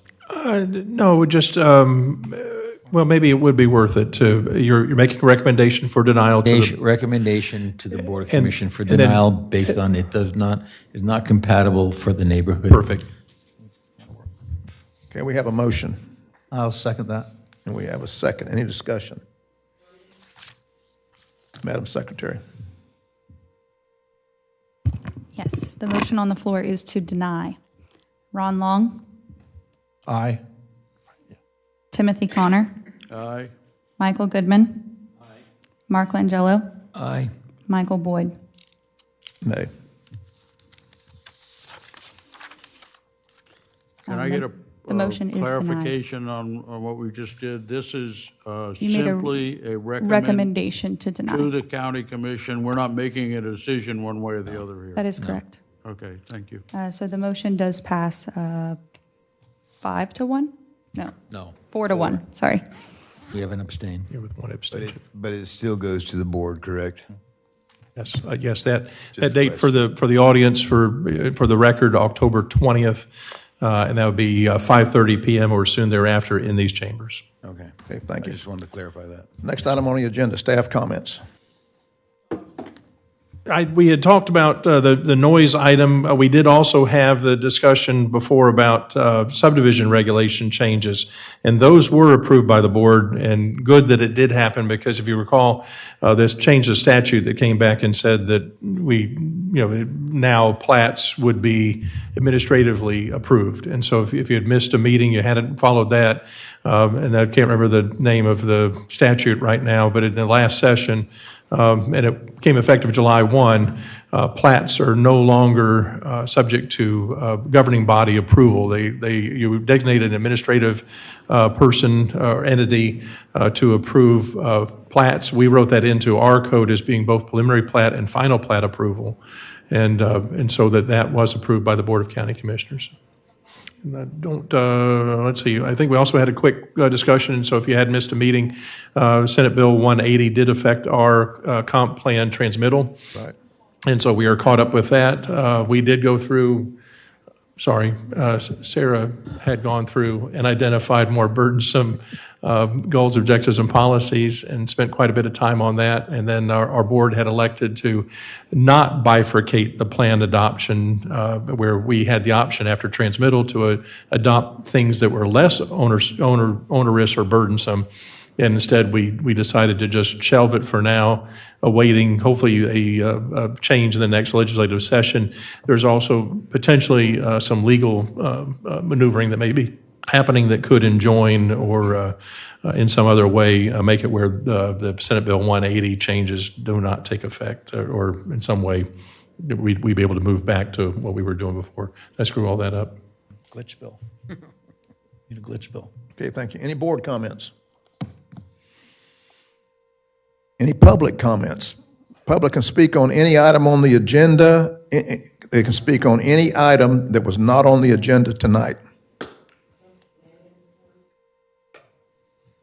Any item that was not on the agenda tonight. I'm sorry, Mr. Chairman. I really need to go. I've been in quite a bit. I'm going to take off. Thank you, Mr. Mangello. Raymond Royer, Painters Hill.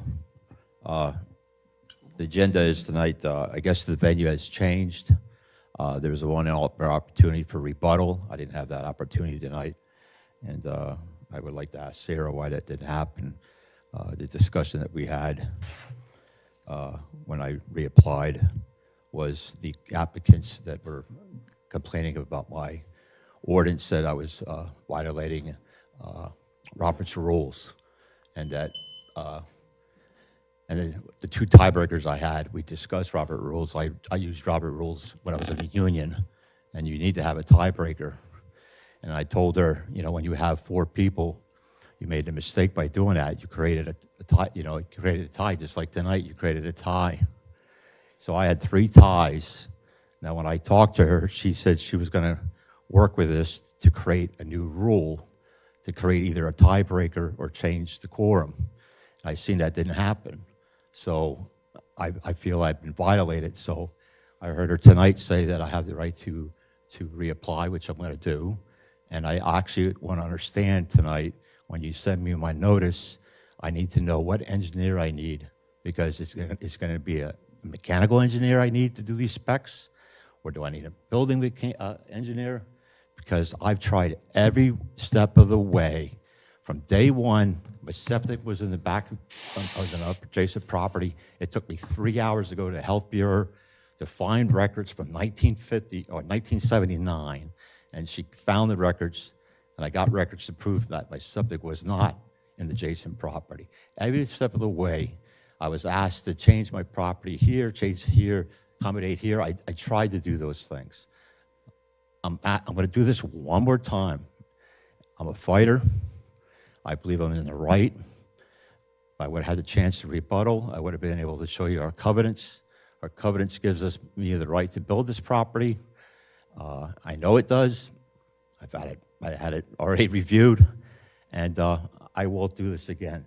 So Sarah, I will see you when I get my notice, my no vote, because you don't have a tiebreaker. And you need to change that, because you're not fair to the applicant, The applicant should have the right to have 100% of his rights here. And I'm not taking away from people that are here to challenge people. I think everybody has the right to challenge. But as an applicant, that's why I keep fighting. There's that window. I see it. It's there. I changed votes. I went from 7 to tiebreakers. Come on. And then Timothy talks about precedents was set. There was no precedent set. Come on, Timmy, you know better than that. So I just want to make it clear, and you'll see me again. Like I said from day one, I'm not going nowhere. Thank you. Thank you. Anybody else from the public wishing to comment on any item that was not on the agenda tonight? Seeing none, we'll call for adjournment. Make a motion to adjourn. We're adjourned.